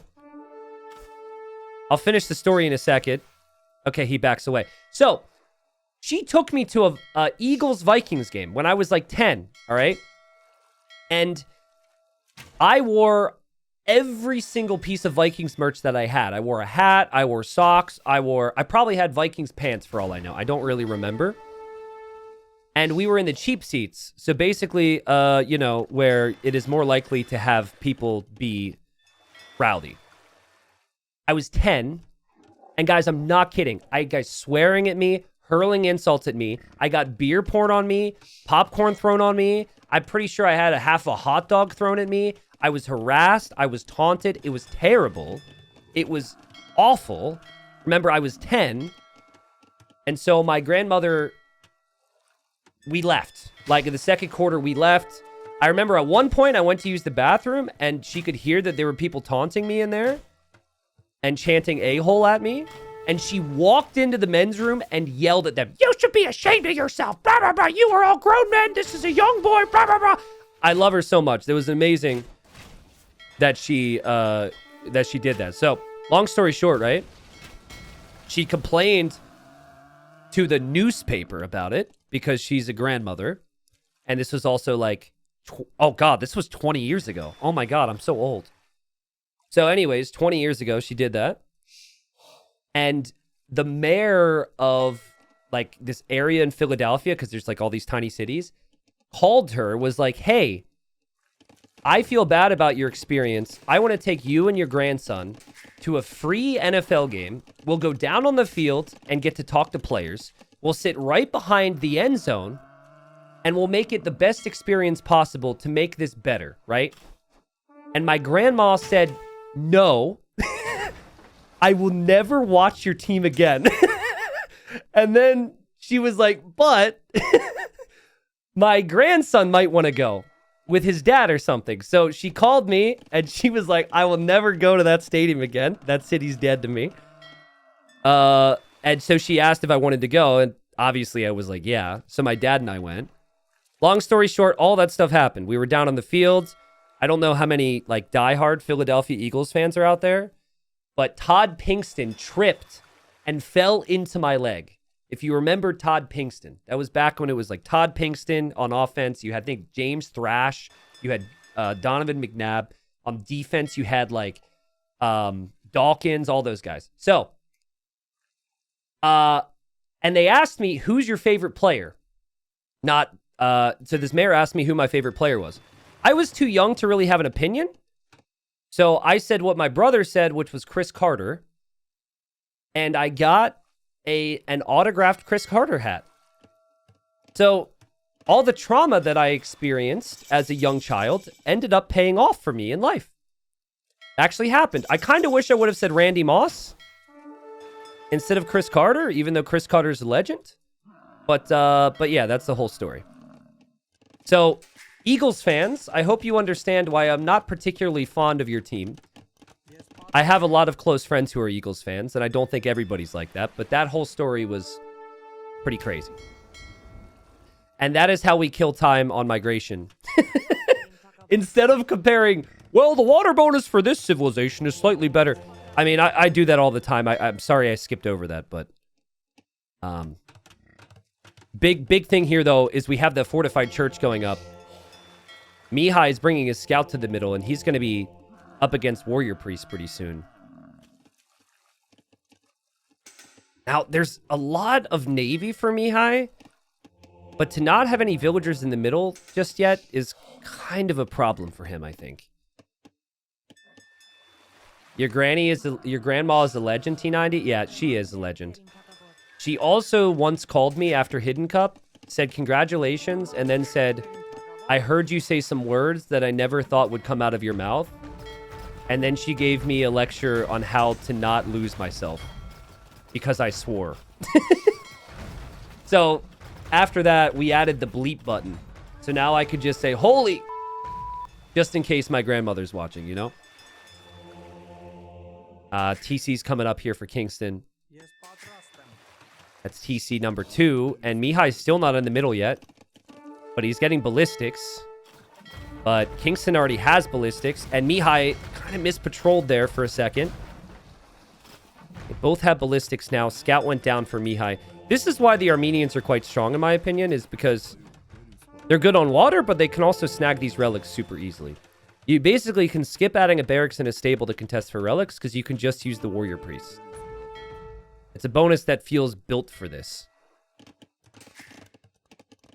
But there is a transport down here for Mihai. And this is pretty far away from the rest of the action. So could probably build a second TC. And the navy count is higher for Mihai. Not to mention his ships regenerate. It's slow, but there's sometimes long periods of time between when the units attack. So again, a bonus that seems made for migration.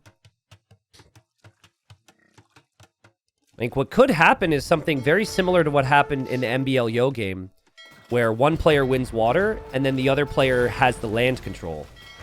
Usually the land control is the most important thing. But, I mean, clearly Mihai's got a lot of space to work with here, and he'll have a few scouts out on the map, so... Blake, Honest, thanks for the 4 months. He says, love the content. Glad I can make the stream. Welcome, welcome, man. The follow-up to the whole Viking story, just to finish, is when I was like, I don't know, whenever my brother moved out, so when I was 11 or 12, so like a year later, after that whole situation, he took the Chris Carter hat and said, you won't take care of this. You will lose this. I will take care of it for you. And I was very pissed at him because it was mine, and he took it off to college and out of the house. And then years later, so like 3 or 4 years ago, I hit him up. I was like, dude, do you still have the hat? Like, I want the hat. I thought he had lost it. I didn't trust him. And this year for Christmas, he gave it back to me. And he's right. I would have, at 11 years old, I probably would have wore it around outside. I probably wouldn't have appreciated it, so... I actually think that he was correct there. It seems like there's so much Navy here for Mihai. Such an important game. To go down 3-1 would be so painful. He needs this one. Don't know if Mihai will be able to take a lot of land control, though, because he has very little space to work with over here. And Kingstone's not fully off of water yet. But it's getting close. There's 14 galleys here, and he only has 12, and 2 of which are pretty much gone. And it's still only 2 TCs for Kingstone. He does have all 5 relics, but this is a monastery that could maybe be castled at some stage. If Mihai has the control. Mihai's on stone, Kingstone's on stone, so they're both thinking about that. Again, when the galleys stack up, you can't really tell who has more numbers, but it's very clear when you're casting with Capture Age. The numbers are way stronger here for Mihai. I wonder if it makes sense to just stop production on water if you're Kingstone, because it feels like you're sinking yourself deeper into this problem. You're investing more resources into a losing battle. Doesn't feel natural to give up when you have the docks. So I understand, like, I probably would still be producing, especially because it feels like you're just behind whatever numbers are coming your way. I like the castle, though. Castle's going up. Probably won't be denied, even though there's a light cav and a monk here. And fight on Navy continues to happen here. Resources destroyed is right here, bottom left, Viz. But it's getting better for Kingstone. About 700 more resources destroyed for Mihai, and then like 300 more resources collected for Kingstone. Super close game. As close as a game could really get, honestly. And I would expect this to continue to be very close. I'd say the main thing, though, is Imp. Imp can affect everything. Imp can affect the land with the Trebs. Imp can also affect the Navy, obviously. But I think the Armenian Navy is stronger long-term. Well, maybe not, because the regeneration's nice, but at least with the Cilician fleet upgrade. I like the fire galleys from Kingstone. Just one fire galley could kill all these fishing ships. I like the resources for Mihai. Skills do. I missed your resub. Thank you, though. Lane, Plasma Machine, thank you. Sorry, guys. It's been a fun stream. I've had a lot of fun. Yesterday, I finished the stream. I told my fiance, I said, I sucked today, and so many people supported. I just didn't feel like I was great yesterday. I think it's because there was so much happening. Not saying I'm necessarily great today, but it feels better, and it's good to be back and in my rhythm. I think also the stakes. Stakes add to the level of enjoyment for everybody. And Mihai clicks up. So Mihai will have a total of 3 TCs when he makes it to Imp. Gets plus 6 Vils from his TCs then. He'll have a castle for Trebs. He has nice Navy count currently. So the numbers are closer than it was before. Fishing ships aren't that big of a factor at this stage, I'd say. So, one fishing ship for... Okay, yeah, it's one fishing ship for both. So, obviously, there's not going to be a big difference there. And hold on, Kingston's going to push back. Mixing in some fires in front. I also think there's some distractions happening right now. I think... Where is it? A foundation of some kind here from Mihai. Mihai landed an attack round. But the advantage was water, and it was going to be the imp time. Now he's not going to have the water advantage. All right, now chat. At what point do you start to move these relics? Because just paying attention to comments on YouTube and Twitch, I feel like it's talked about a lot. People are like, why don't people move the relics back? See, someone says now. No, you don't move them back now. You need gold, and your opponent's not even an imp yet. You don't know if your opponent's up or not. I think if anyone's going to do it, it would be Kingston, because he plays a lot more of the arena-style maps. Ooh, this is actually quite nice for Mihai. To just have those random fires in there. Because I remember there's been reactions from Kingston many times to get to this war galley. It's still not dealt with. No more water investment, at least with galleys. For Mihai, he's going to go for fires now. And that fire will get another kill. The galley will eventually be taken care of. Fast fire ship can usually lead to some pretty big swings. I think whatever war galleys are remaining for Kingston could easily get sniped. Trebs are on the way for Mihai. We have a transport for Mihai. He wants to transport route them, but there's a fire here. Ah! Oh, we noticed it. Oh, that's sick. See, I would have hopped into the transport and looked away, and then my Rathas can't swim. That's what would have happened to me. Nice realization. Also, amazing for Mihai that he keeps microing this. It's annoying me to watch how good he is with that. Every time I look back over there, there's something. Fast fire ships come out. As expected, Kingston has to sail all the way across the map with those war galleys now. And we're just wondering, like, what is the next play for Mihai on land? Can he get enough trebs? Neither Civ gets bombard cannon here, so it's not really possible to go bombard cannon treb. And should be fast fire as well for Kingston. I don't actually know if Armenians get fast fire. Forgive me. They don't get fast fire. Okay, see, that makes sense because they have amazing galleons and they have amazing demos. So just regular old fires. Fire doesn't really look that much faster on the fast fires, but trust me, it is. And now Bracer coming in for Kingston. Kingston's got, let's say, 60% of the land locked down. This is where Mihai needs to have some patience with whatever push he has on land, though. If you move out right now, you might struggle. But if you wait till you have 4 or 5 trebs and wait till you know Kingston's distracted on water, then I would say could be your time to shine. This is a nice distraction. The presence of these docks means Kingston has to constantly pay attention to that and be aware of that. And then there's also fast fires in the north as well. I'm really liking the movement from Mihai. But just 1 relic for him. And it's 5 for Kingston behind these castles. He backs away with his treb. You want Galleon and you want Cilician fleet if you are Kingston. You also need chemistry. Chemistry's on the way and Cilician fleet's on the way. This is looking worse and worse for Mihai if he doesn't find any big engagements soon against these ranged units on water.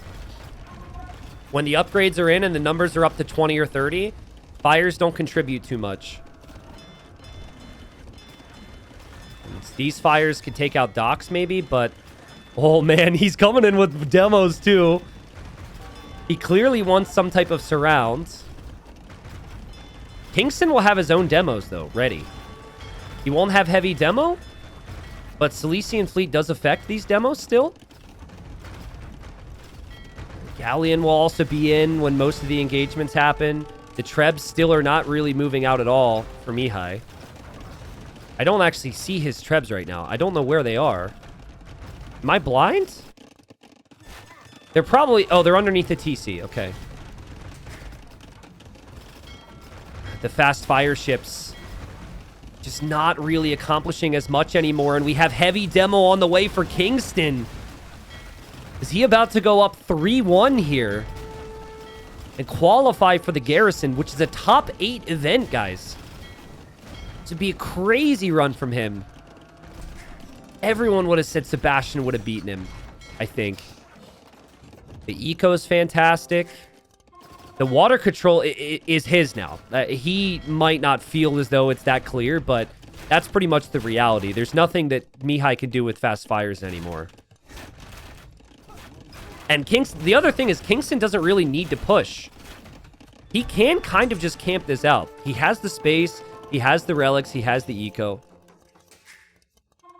We'll drop a castle on the shoreline. That's really smart, too.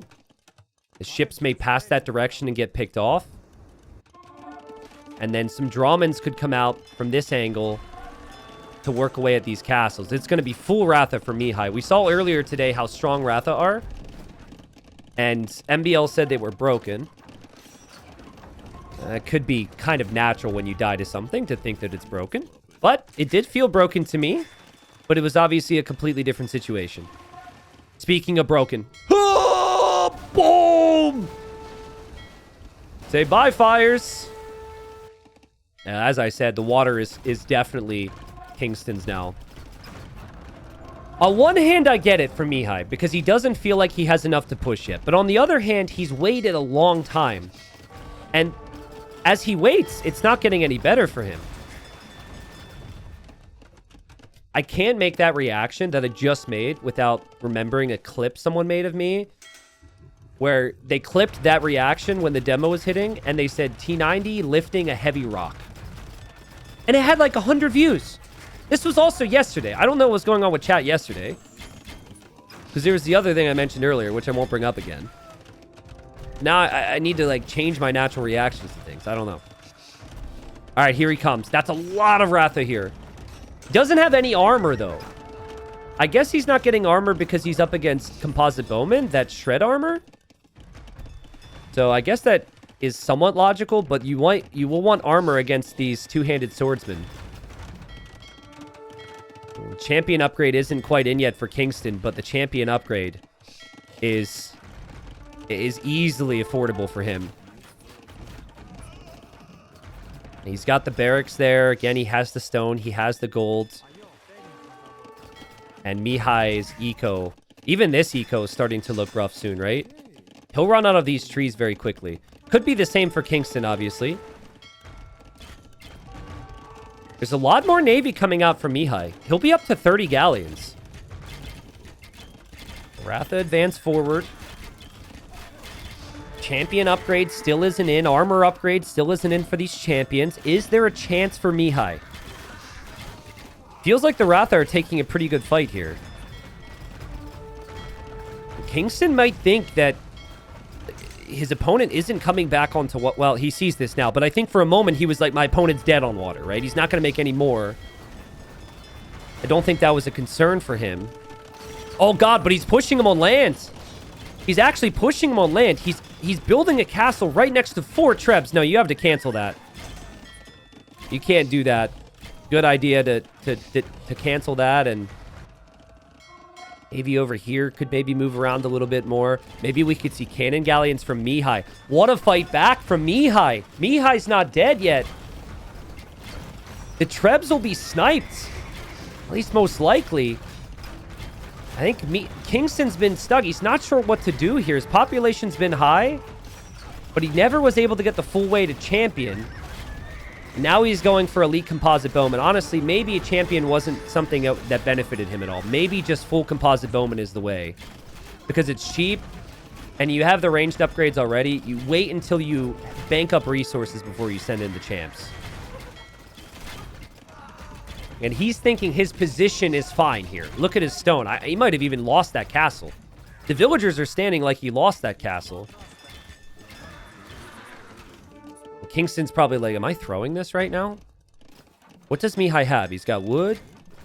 He's got gold. I mean, he has resources here. The wood here is a problem, but he is farming in this territory.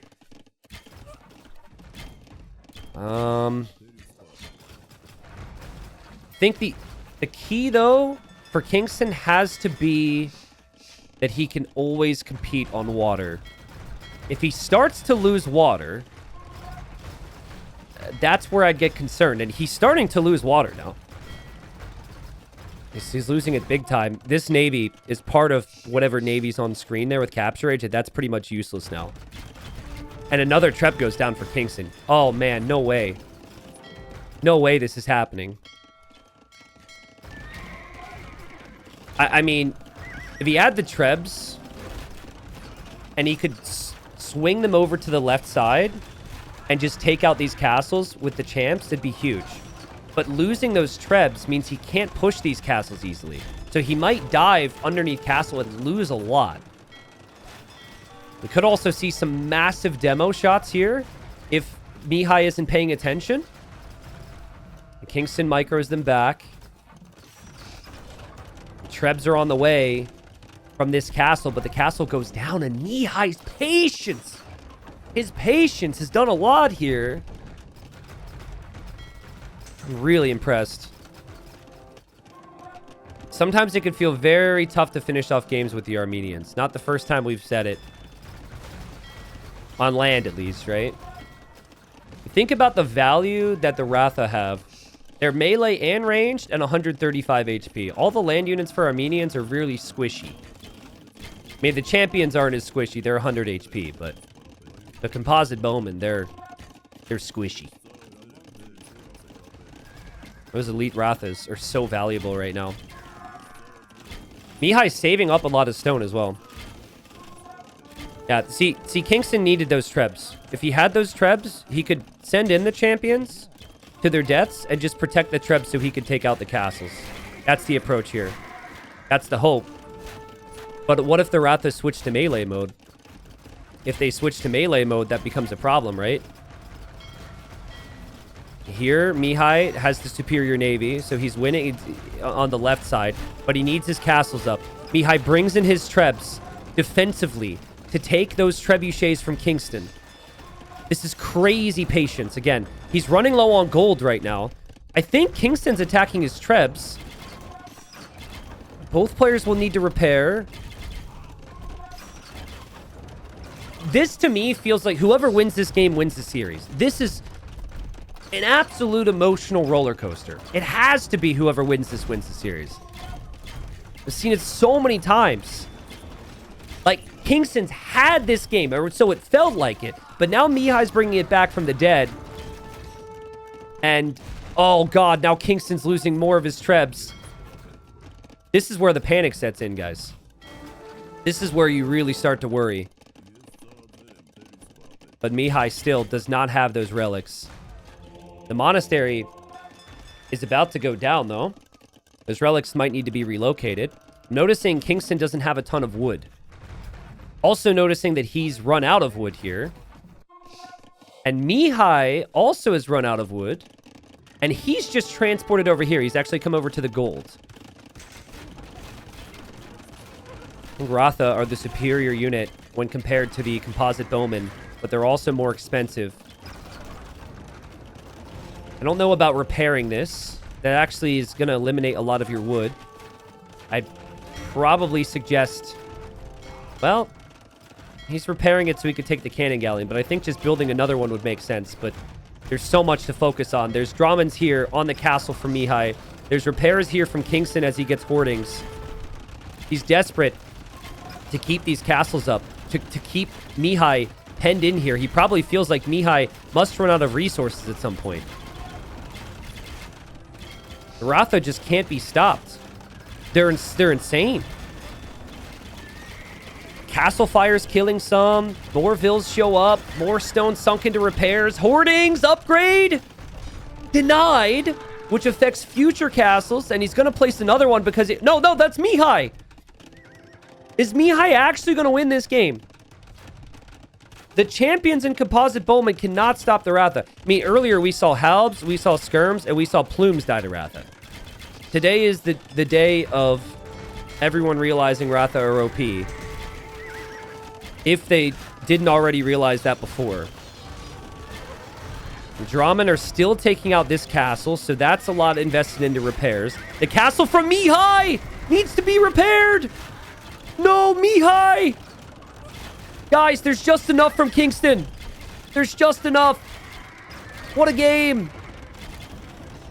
I mean, the Trebs need to be repaired. I think the Ratha need to melee mode it to take out the Trebs. There's 2 castles being repaired for Mihai right now. He's going to run out of stone and potentially lose both. He still doesn't have the navy to address the Dramans on the left. Also, Kingston has his relics right here. Like, this is everything. Look at Mihai sell his wood, sell his food, everything to buy a little bit more stone. The Trebs! Some of them have gone down. No way, dude. No way. What is happening? And now Mihai has the navy to swoop in and stop the Dramans. And his Trebs are protected here. His Trebs have done 20,000 damage. Kingston will lose his final Treb. I think. I mean... Oh, this is ridiculous. He does lose it. What on earth is happening here? This is ridiculous. There's like very little resource income available for both, it seems. Even though their eco count is quite high. The Rathas are in lower numbers than they've been in a long time. Many of them are also weak. And now, this is where what we talked about before and moving those relics back becomes really important. You're not going to get many more galleons at this stage. And this is where having Bengalis is super nice. The regeneration of your ships, when there's these gaps in between fights, is huge. Kingston is rattled right now. He's trying to get his Trebs up. Trying to escape with these relics. You gotta run, monks. Run as fast as you can. There's a lot of villagers trying to get to resources that will eventually get sniped.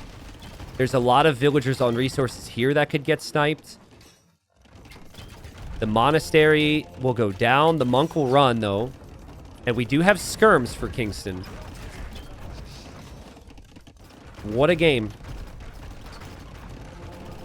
Why did you put it back in that monastery? But he got a little bit of extra gold for a couple extra seconds, I guess. So if the eco is set up for it, this is where Mihai should go Lycav, because his opponent's primarily on skirm. But it's 0 relics for both. And what feels like full water control for Mihai. It's going to be really tough for Kingston to recover there. What he could do is mass up here.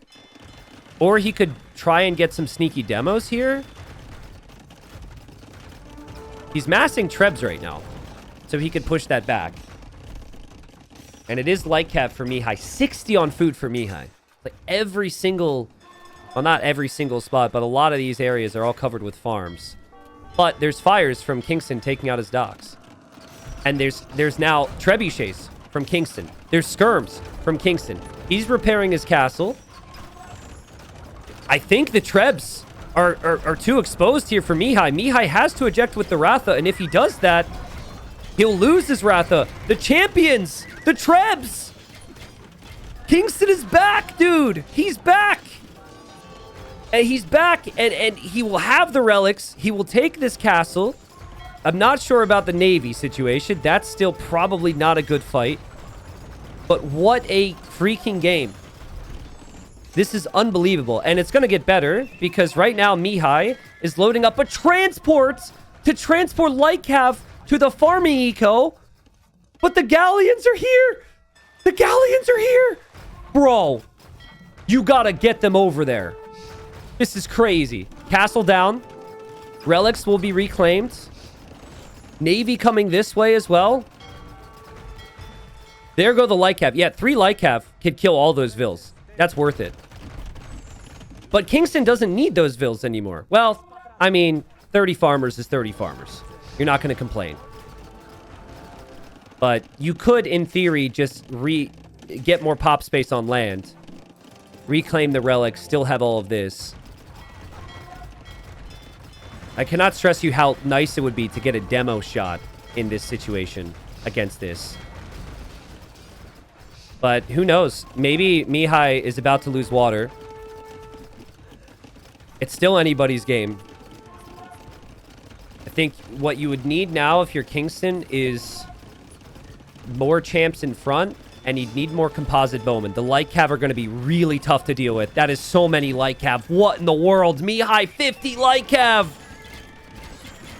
And critically getting here before the relics all get collected. Kingston's dropped off 3, 4, 5. That was sick. That was so sick, actually. Maybe needs to make some pikemen here. Holy. I don't know if he can make 50 skirms again. I don't know if his eco is set up to do that. He's got navy again, but the light cav are destroying his eco. They're into the back. They're underneath the castle. They're on top of the trebs. And there's a treb here from Mihai. And Mihai, after such crazy patience there on land, coming back on water, he's going to end it here. And he wins the game. Crazy stuff. Obviously, the light cav here, a big play. 30 villagers killed by 2 light cav, or I guess the third, which might have just died on screen. But what a game, dude. And guys, imagine losing that. Imagine losing that when you look at the relic gold. It's probably some crazy number, right? You end the game, you look at this, and you think, holy crap, I threw. And now it's 2-2. I think that can really affect the mindset. And obviously, if you're Mihai, that's a huge boost. And that could lead to a lot of momentum going forward. That was also Mihai's #1 civilization pick. I mean, this was the game. Forget all the other games. This is going to be the game that we look back on, most likely for at the end of the series, I think. Now, what went wrong for Kingston? I think he was doing fine on land, but he needed to completely win water. He needed to have an approach of hold this position, not push, but hold and have more on water. And he was surprised by Mihai. I don't think he ever expected Mihai to be able to afford to come back on water. But yeah, Mihai coming back on water changed it because Kingston was losing water, felt he had to push on land, and overextended a little bit. But it was also crazy patience from Mihai. I mean, how he was able to wait so long and assess the situation. It's so easy to feel like you have no control and you need to do something right away, but he still had faith. So, great game. And 2-2, guys. Again, whoever wins this series, probably the best performance of their career. They'd be confirmed top 8. They'd be on a flight to Hamburg, Germany come mid-March for the Garrison main event. And what a perfect series here. We still have another series later on today. We still have Hart Vinchester, who are kind of waiting around for this series. So, crazy stuff. Wow, what a series so far. It has been so competitive, so close. I'm sure I'd be shaking if I were to have just played what they did in game number 4. We're here in game 5. I washed my hands, chat. Don't make this look weird for YouTube later on. I washed my hands. Didn't wash for like 45 seconds, but I washed my hands, all right? We've got Saracens for Kingston, and then we have the Malay for Mihai. And you could tell by the tone of my voice there, I was a little surprised by the Malay, but it's a civilization. They could still be very strong. I just wasn't really expecting it here. Usually Malay are more infantry archer. Not that that's not possible, but I tend to see a lot of cavalry on this map.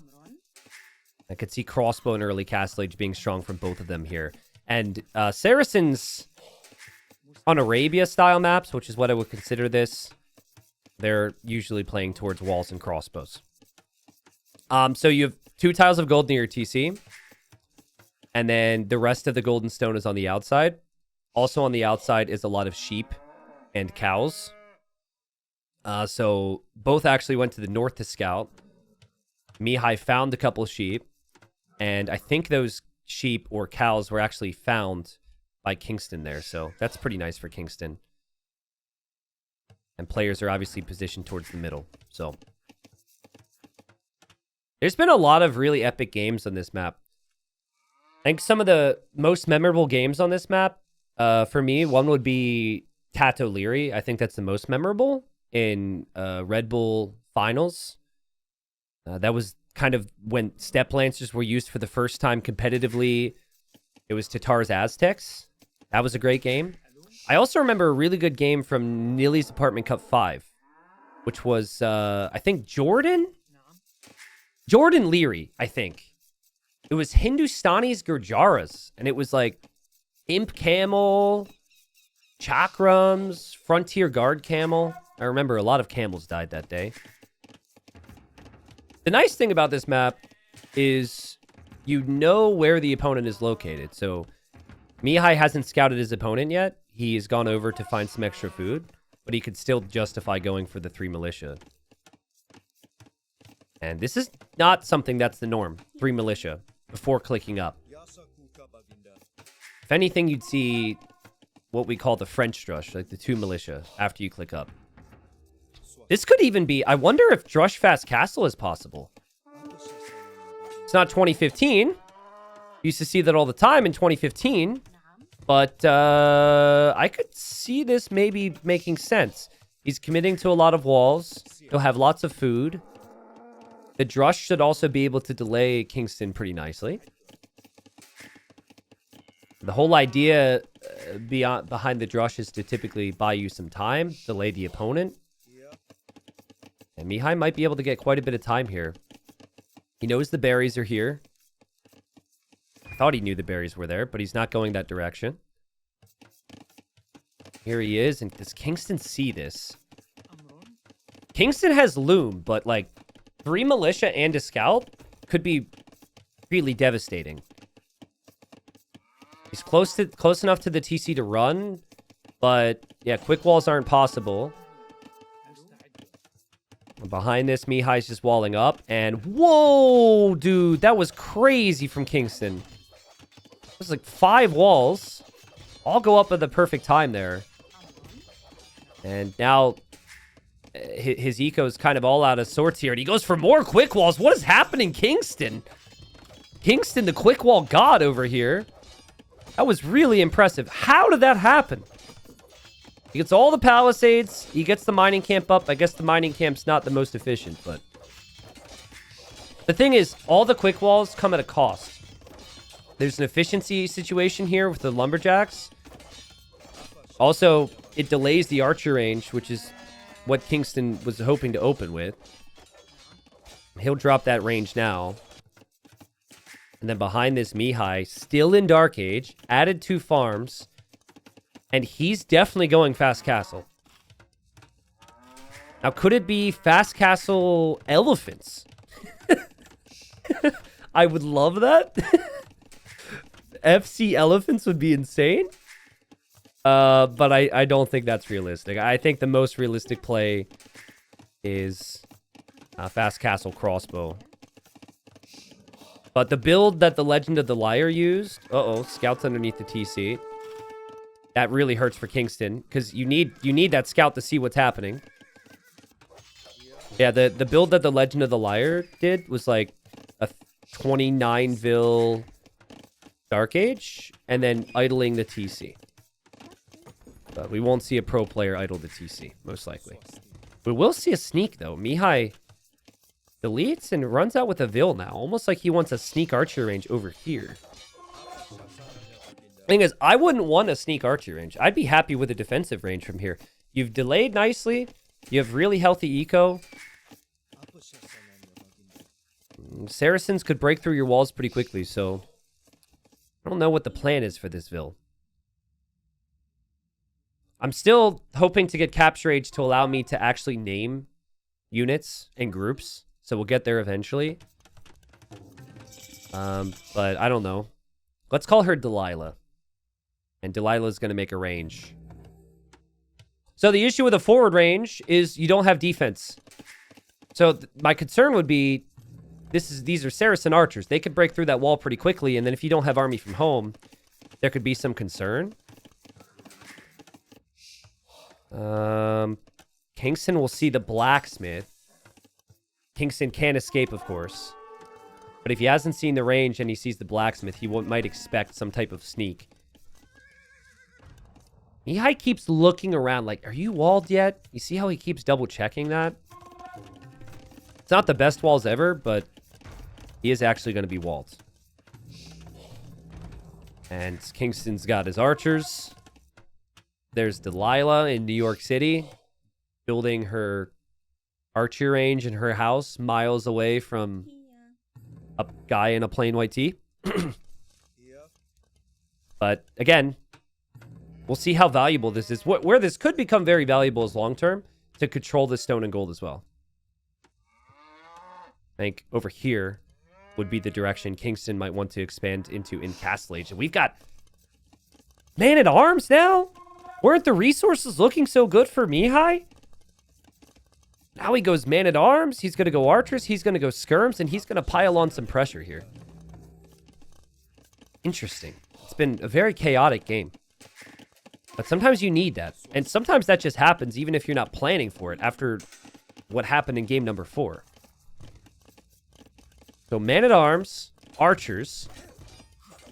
Let's see if Kingston takes any losses to this. He didn't lose a single vill. Like, that drush could have completely undone him. And now I'll jinx him, and I'm sure he'll lose a villager here. Actually, Mihai got armor for his range units, but not fletching. Which helps with the skirms, but means he doesn't have the ability to do as much damage. Ooh, but wait. The archers can't be out on the open field if there's skirms out there. And the man-at-arms will break through. Kingston has to damage control again. Lots of idle time for him. But he drops the houses. He holds on. And now his archers are going to Mihai's base. If he can even get, like, crossbow and bodkin with 7 units, Saracen archers will be into Mihai's base, and Mihai is going to have a terrible time. And that's what Kingston will have to recognize as he would just build buildings. Man, can you imagine if Mihai had fletching? He can't hit all these vills and do as much damage. He would have killed some of these vills, potentially. And look at that. Siege Workshop from Kingston. Crossbow's on the way. Bodkin's tough to justify and afford with everything, but he should be able to get there. Saracen market for you. If Kingston could cancel some vills, he could get Bodkin. Oh, and look at Mihai. Mihai's like, he doesn't know the army's there, obviously, but he knows he needs to house wall everything because there must be an army coming towards him. The army is there, and the army sees the vill, and the army kills the vill. And I don't know if this is enough protection. Mihai also, did he sell 100 stone? He sold 100 stone! Okay, he's fine. He's dropping on market. Never mind. Sorry, I got a little excited. What a fun game. I mean, in the end, both players have done a fantastic job of applying pressure and defending. Mihai could have so easily had some problems there. He knew once the crossbowman never came to him that the army would be headed towards his base. Still think the position's nice because he can drop a second TC when he's in the next stage. Do think the crossbows could be a bit of an issue. I wonder if Delilah will end up building a forward siege workshop and pressuring from the other side. Big shot there on some skirms from Kingston. I think Mihai was hit at the exact moment on this wall. See that house right there? That house tells Kingston that there's no army defensively.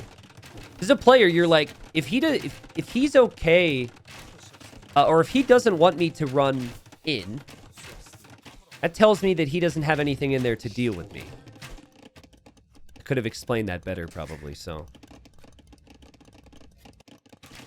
Yeah, the market, I guess it is 2 markets for Mihai. I didn't think about that. But yeah, the crossbows are going to run through. Now, it did buy enough time. There's a TC, and there's also a Scorpion here. So actually, surprise, Kingston, this might actually end up being very bad for you, but the splits again. And what do? Just take the vills? I think you just take the vills if you can.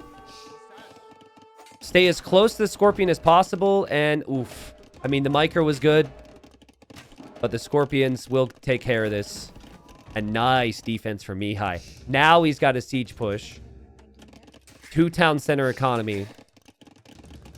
Not bad at all. And over here, he's also delaying this TC. If Kingston doesn't notice it, it'll be denied. Man, still not having fletching is crazy. I assume he thinks he has it. Oh, God.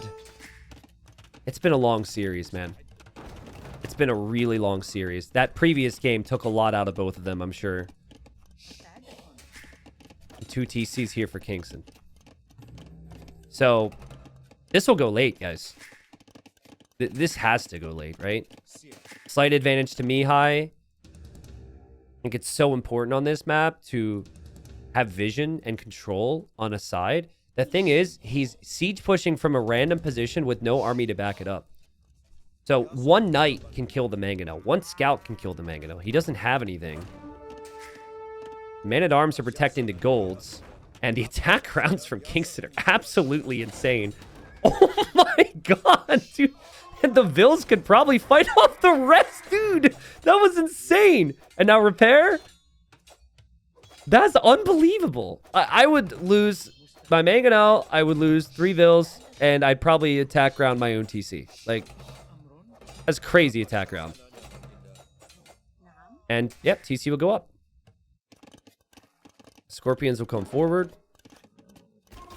The Scorpions will miss the CA. And now Mihai's like, oh, crap. I didn't have fletching this whole time. And he will make another range here with Delilah. So she's still alive. She started it all. Credit to her. And I think now Mihai will make a run for it over to one of these golds. So it'll be north side for Kingston. And it'll be south side for Mihai. Mihai still no crossbowman upgrade. Still no bodkin. I mean, Kingston also just really doesn't have many upgrades either. This just feels like boom and defend from Kingston. I don't think we're going to see much offensive play at all. Beekeeper says, come on, T90. You were bad, but not that bad. Have a little faith in you. Have a little faith? You were bad, but not that bad? You want me to have faith? Thanks, Beekeeper. That really helps me have more faith in myself. You're right. I wouldn't have killed my own TC. But I would have probably lost a couple of vills there. So. Outposting. It makes a lot of sense from Kingston. And every game has been so close. And oh, man, the TC just completes in time. I don't love this TC, knowing what I know about this Siege Workshop placement. But Kingston didn't know the Siege Workshop was there. So the Siege push fell out of place because there was no direct target.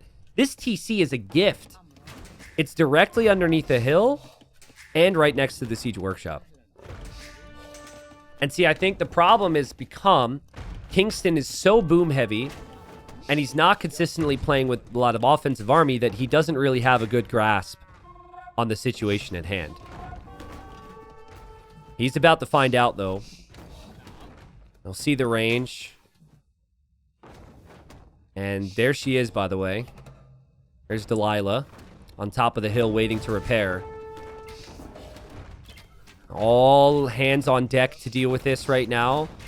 We actually have forging for Mihai. I believe that's a misclick. I think he believes he's clicked Bodkin Arrow. It feels very much like a misclick. There's no real benefit to that. This is where some people might chime in and say that's why I don't use the hotkeys for it. I personally don't use the hotkeys for it because I want to click it. I want to confirm.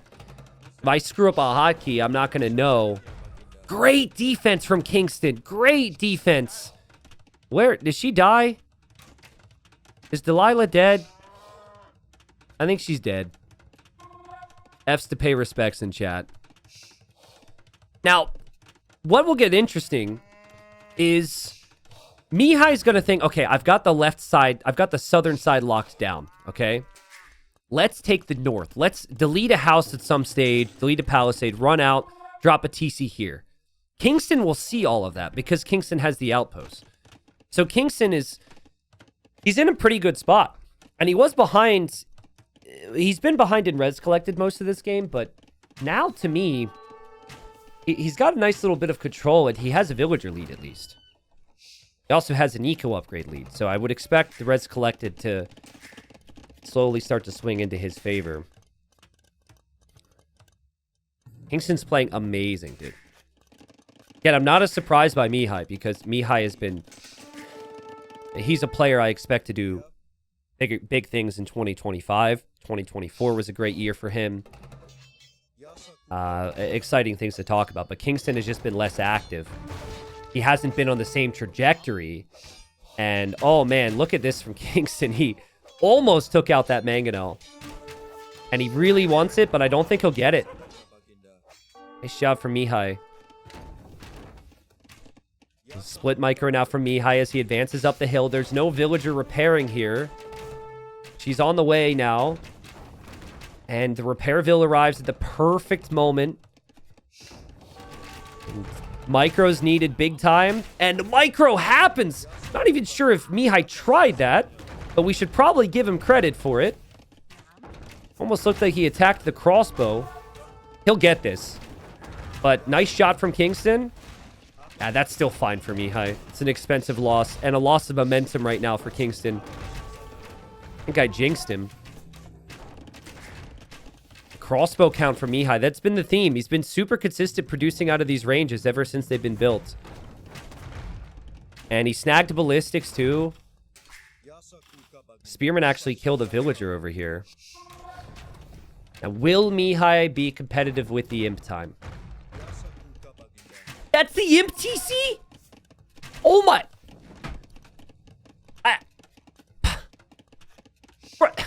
Guys, I mean, he didn't try it, but of all the TCs to go imp in, not that one. Come on, Kingstone. And honestly, I don't think you can cancel it. You can't cancel it now if you realize and try and go imp in another another TC, because you need imp. You're competing with the Malay here.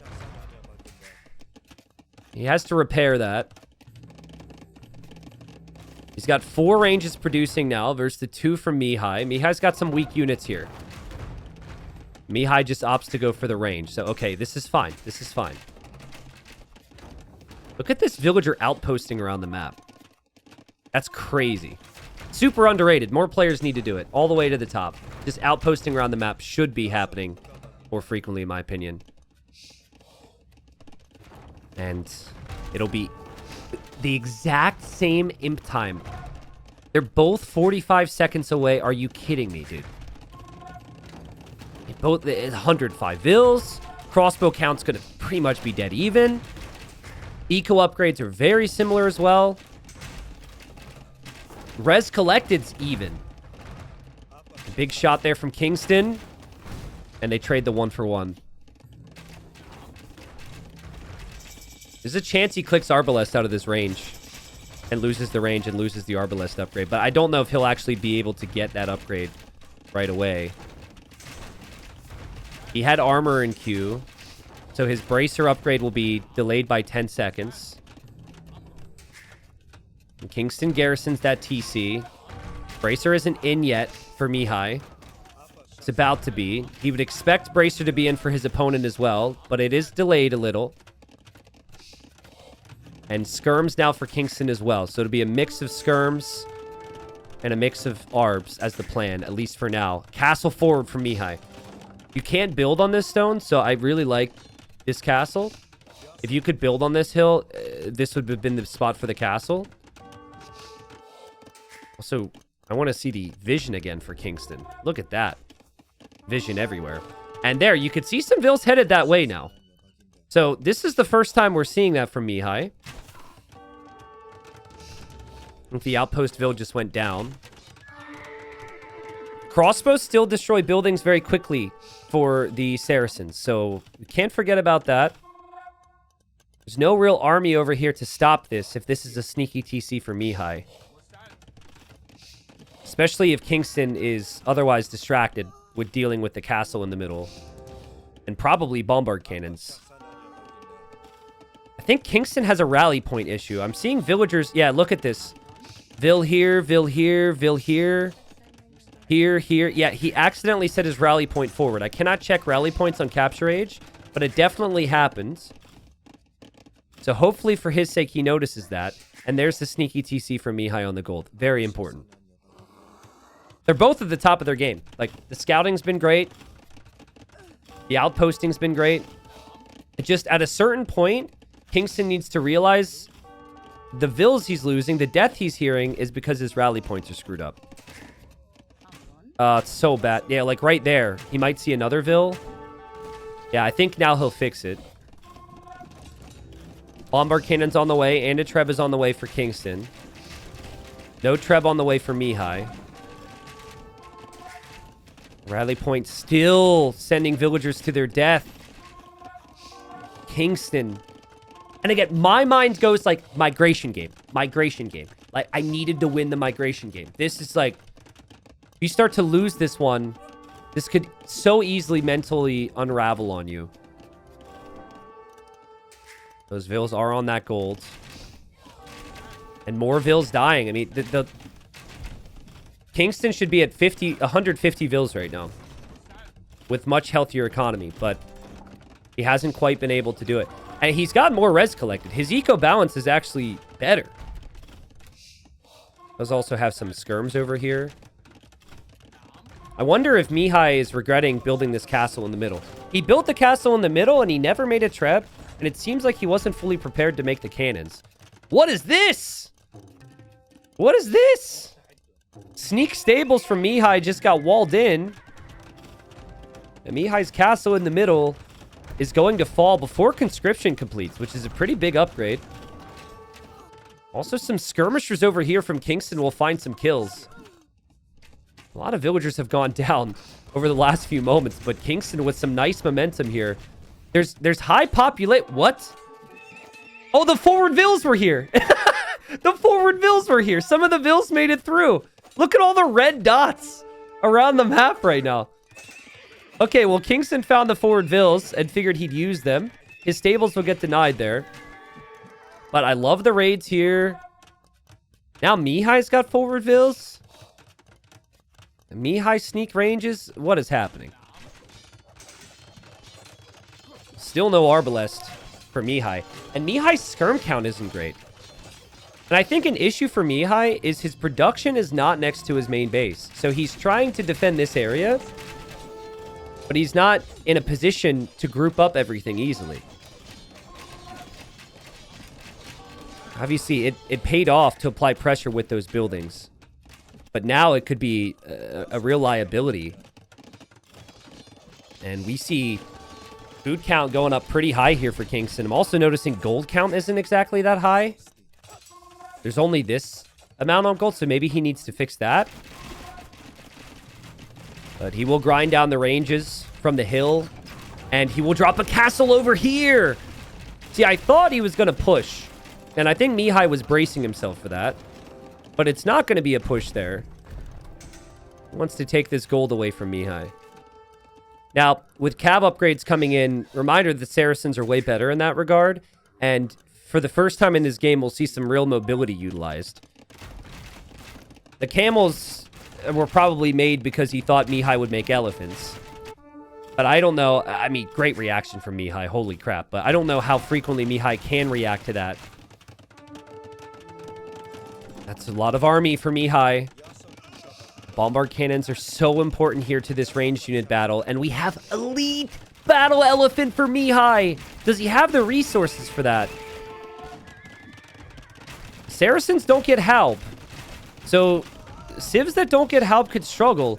I guess Mamelukes, though, could be pretty good there. But can Mamelukes be good against this many ranged units? Mihai's distracted, I think. The bombard cannons are connecting. The skirms are connecting. The hussars are in front. He'll run forward with the arbs to try and snipe the bombard cannons. He won't get a single one. He won't get a single one. That's a horrible fight for him. And he calls the GG. He was also raided here. Forgive me. The units that hit this TC went into the main eco. And Kingstone up 3-2 now. An important win. An amazing game. Oh, man. These elephants look so sad. And now Kingstone is one win away from making it to the Garrison main event. What a series, guys. It's such a fun one. And, like, again, I have to compliment Kingstone on his resilience mentally, because could have so easily felt like he should have won the previous game. But also in this game, because a lot of crazy stuff was thrown at him. This was a wild strategy from Mihai. Malay are really difficult to deal with if you don't, like, stop them or slow them down at all, which he struggled to do. I guess, like, in the end, I think Mihai didn't have a clear plan on how he wanted to play early imp. He went forward castle, and he never really continued to push with that. And after he lost that castle, Kingstone was able to relieve some of the pressure that was on him. So, Mexico is happy right now. People who bet on Kingstone with the channel points in chat are happy right now, it seems. 51,000 resources collected, just slightly ahead in everything somehow, was Kingstone. And even the APM's super close between these two. What a close match. And here we are, game number 6, guys. EP, thanks again. I didn't see a message from you because everyone was spamming dodge. That's a lot. I appreciate you. Thank you. And chat, thanks for being here today. Lots of people watching. Lots of hype. Lots of energy and some really great games. I'm definitely going to need a coffee because we have a full another best of 7 after this. But it's been a bit. Good little marathon. So hang around. Hopefully these sets will be done before the Vikings-Lions game tonight, because that's definitely on my calendar. Magyar is your traditional pick for this map. They love their scouts. They love their spears. I wonder, though, there's a game coming back to me. Actually, it was Mihai playing as the Gujaras against Magyars. So it was the same matchup, but roles were flipped. Just wondering what the play would be for Mihai and if it makes sense to maybe open archers here. Open archers, because if you play into scouts against a player who has the camel scout, could be awkward. What Mihai did once, he was Gujaras against Magyars, and I think it was versus Slam in Titans League replacement qualifier. The Gujara player in that case opened archers to force the Magyar player into skirms, and then went into scouts. Because if you play in towards scouts yourself, the Magyars just have the better scouts. So you're trying to, like, get them off of the scout line, basically. But we'll see. This is a version of Land Madness that you can actually wall. Not on the rock terrain, but you can wall to the edge of the map. So you could wall from here to the house, and then you could wall from, like... See, this is tough to think about, right? Way out here is too much. So yeah, not really a full wall type of gen. And definitely not a full wall type of gen for Mihai either. But what Mihai could do is he could wall from the edge towards the TC, protect the gold, protect the berries, and then build up his army on the front. So it's somewhat doable, if you think about it.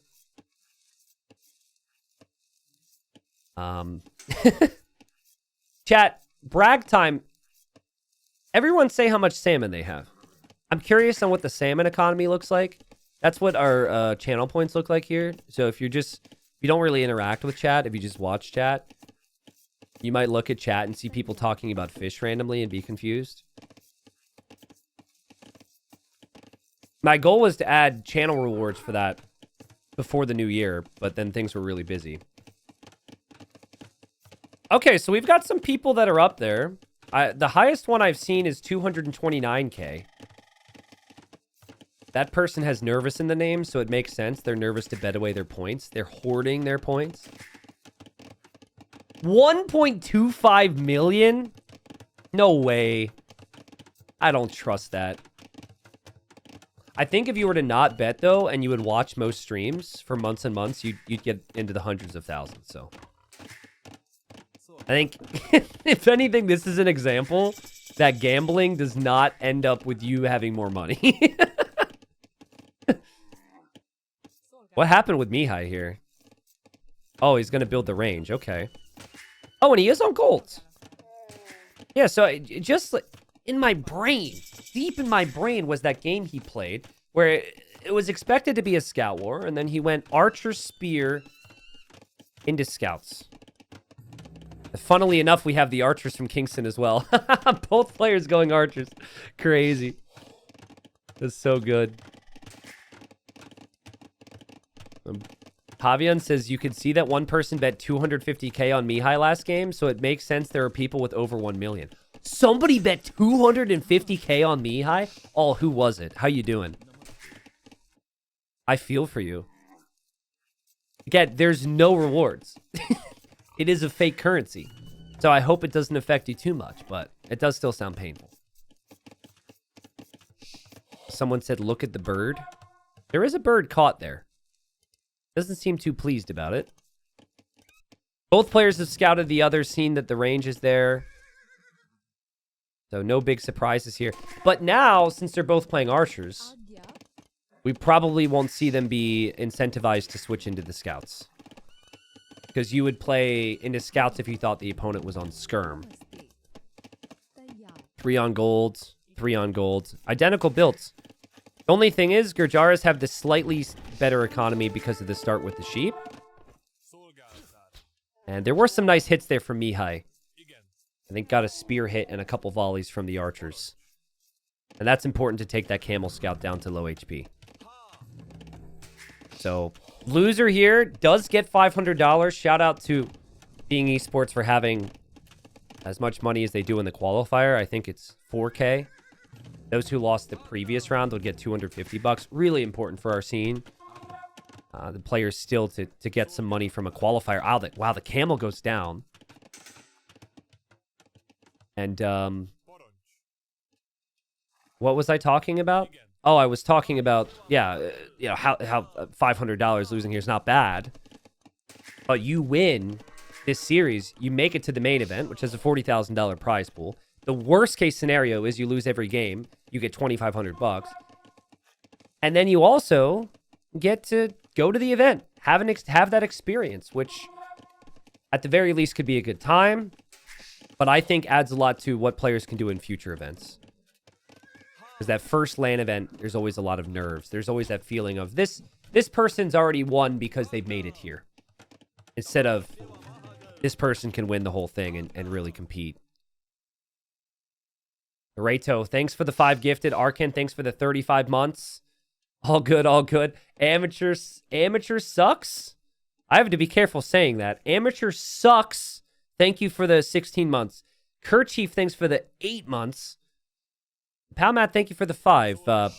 Mihai's adding those scouts right now. So it is Scout Archer. Look at Kingstone. He can't wall on that one tile, but he walled as much as he could to create a choke point.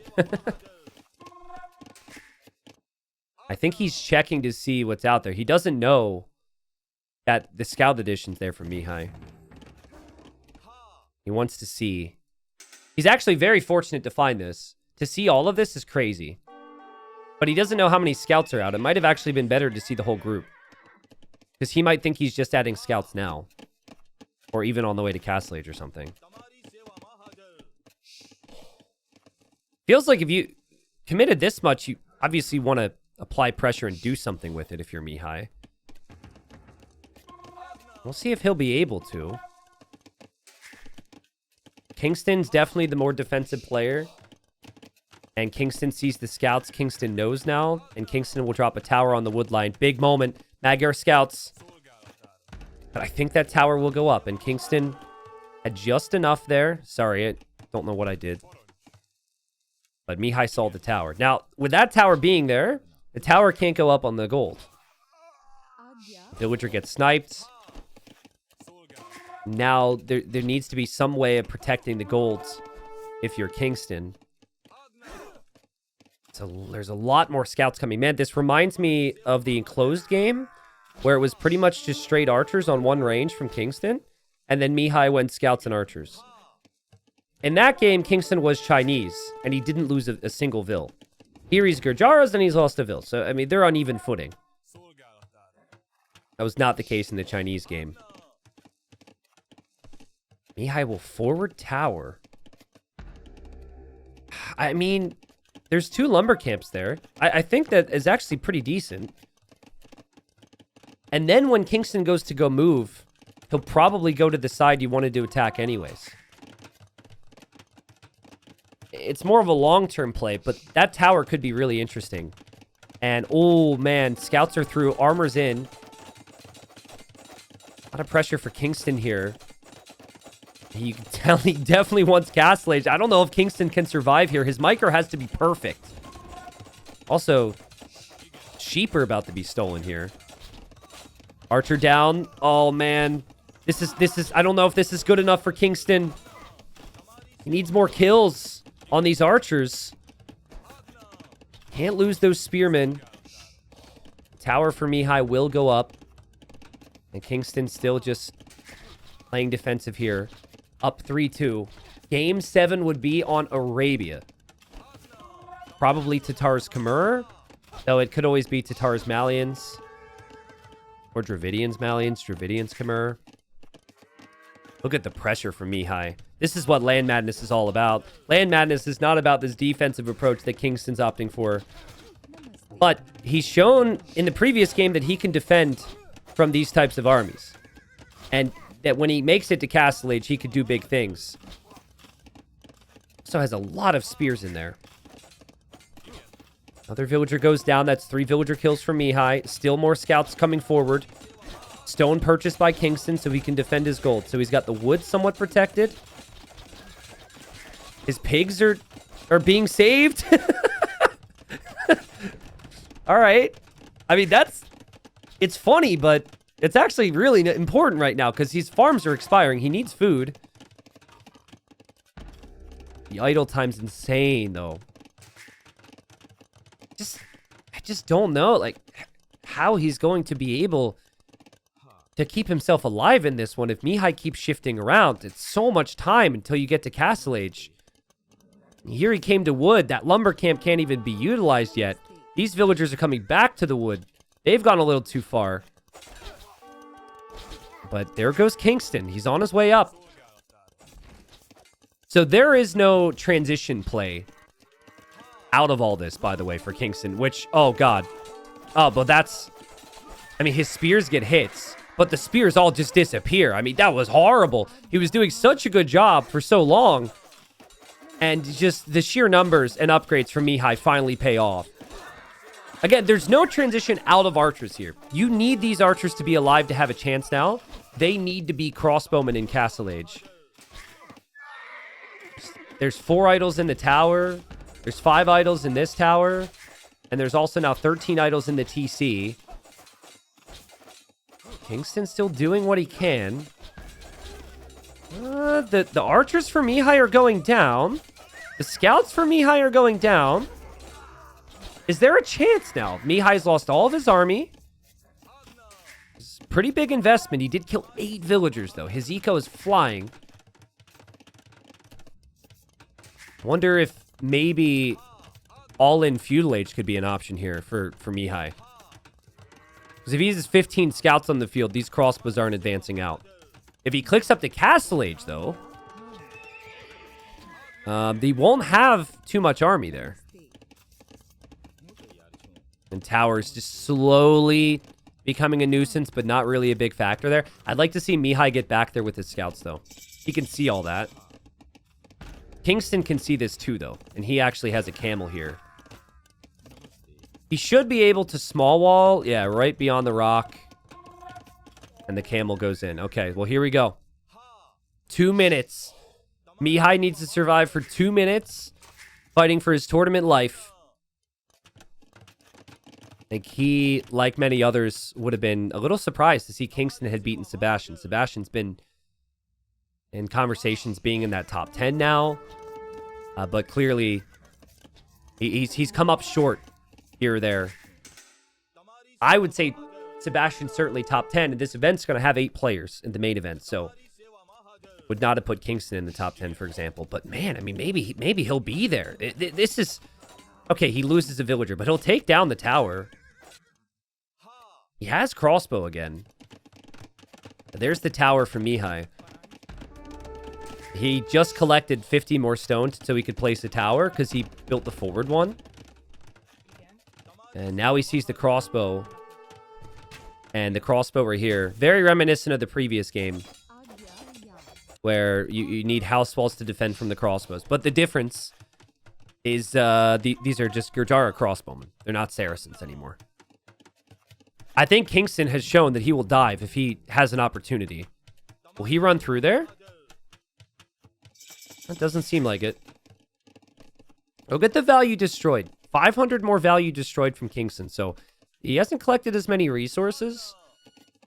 But what he has done is he's killed higher value. He also has 1,000 more value on the map. So there's more army. But light cav on the way from Mihai. +2 armors on the way. The attack is free as well with the Magyars. And Kingston is going to find it very difficult to break Mihai right now. And this is still all exposed. This is still land madness. This could still so easily become a raiding game for either player. And Mihai, I think, built this stable there because he was worried he wouldn't be able to get it up. This is what we call a stable farm eco. It's a stable where a farm should be.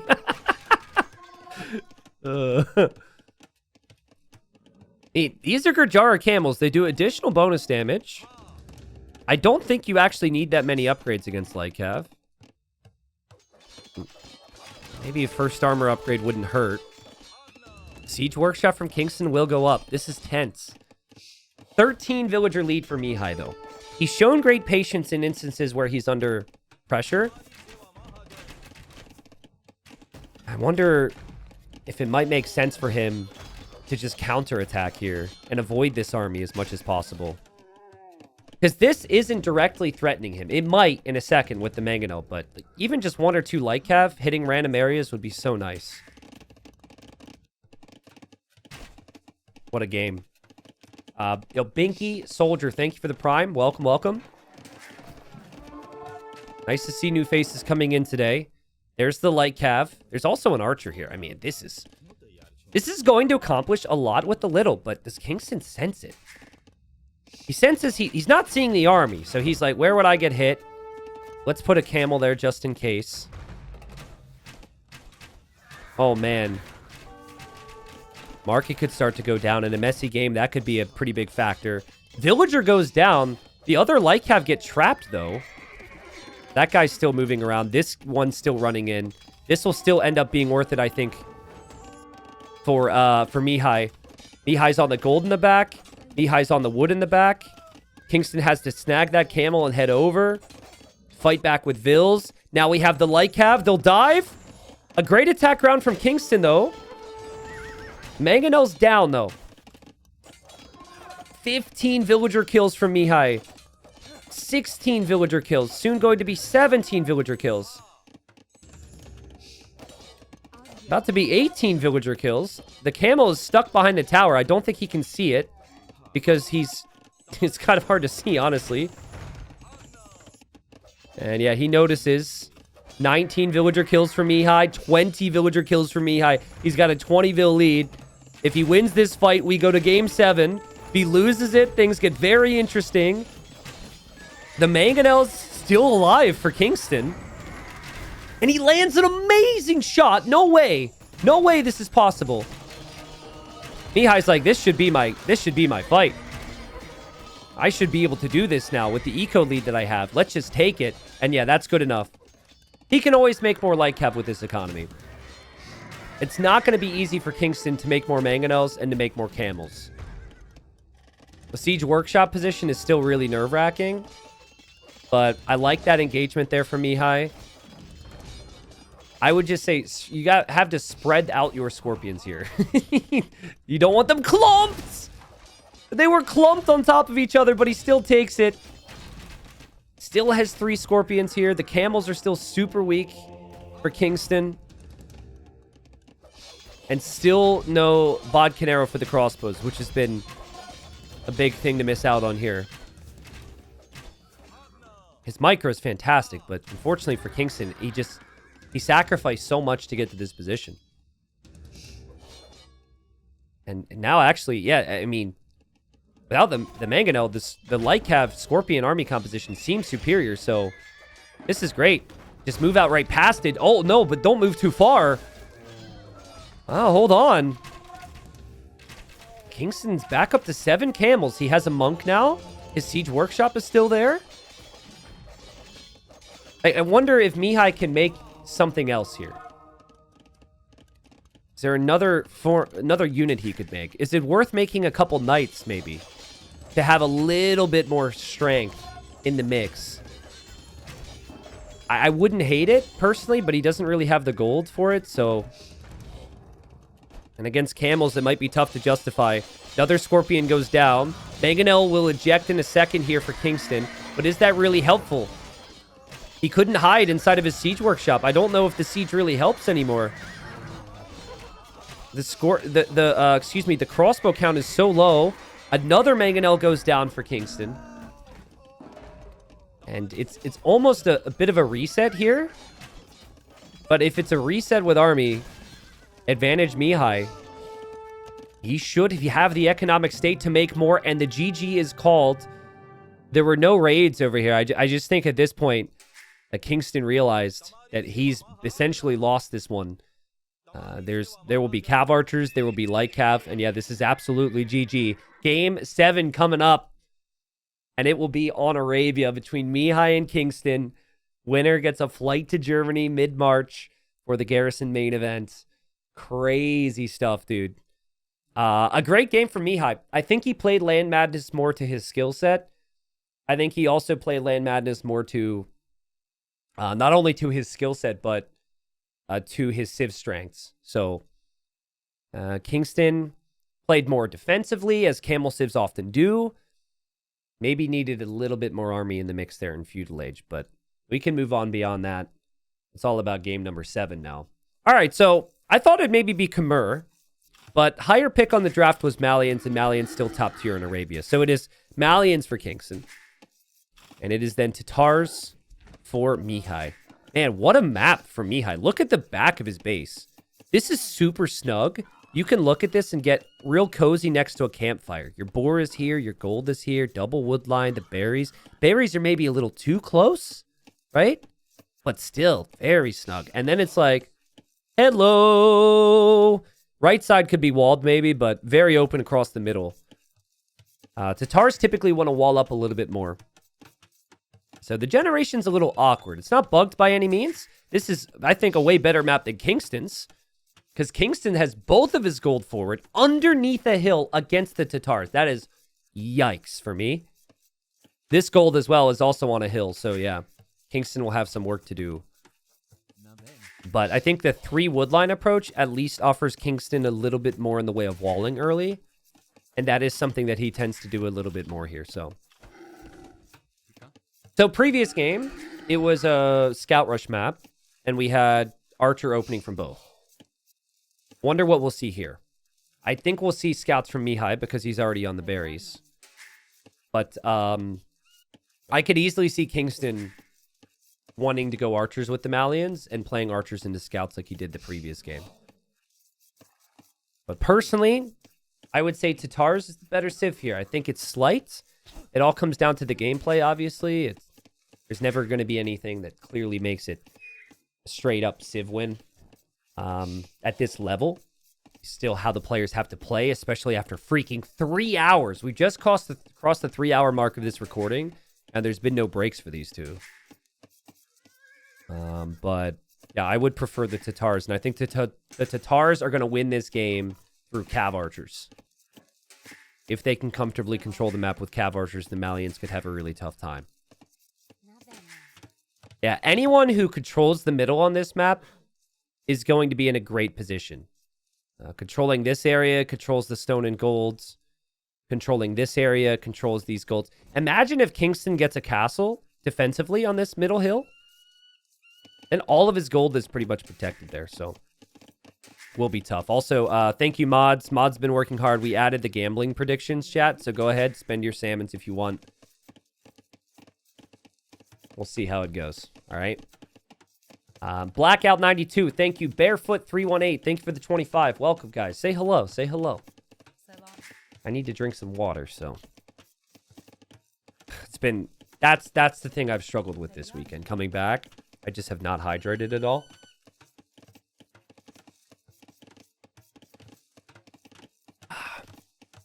Not great.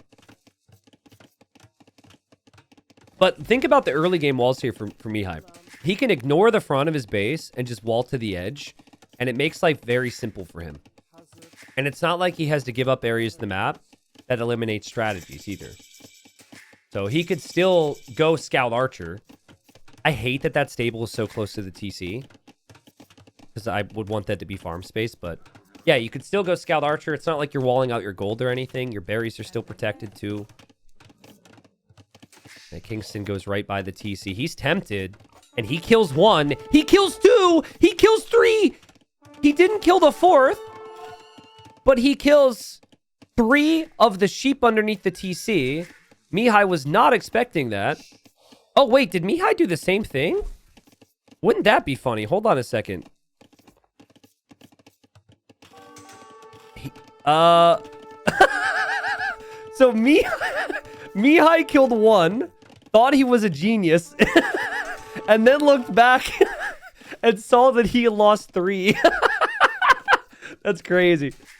Well, these are Tatar sheep, so that has more of an impact. That would have lasted a whole lot longer there. And so I think Kingston, he won't be happy his scout is weak, but he'll feel like that really helps. And that can affect the transitions a little bit here for Mihai. Essentially, the scout opening into early archers is slightly more difficult for Mihai after losing that. Because he would have never needed these farms. He could have had the range a lot faster. I mean, you have to take whatever advantages you can. And this has been a long one where it's maybe the most important game of these players' careers. Keep thinking about it every time I say those words. I think that has to be the case. But it would depend how you view it. Kingston did make a LAN event before. That was a top 16 LAN event in a freaking castle, you know. It was a massive prize pool. It was a cool event, but it was also, I think, a replacement qualifier. This is truly earning a top 8 spot. This would be big for Kingston.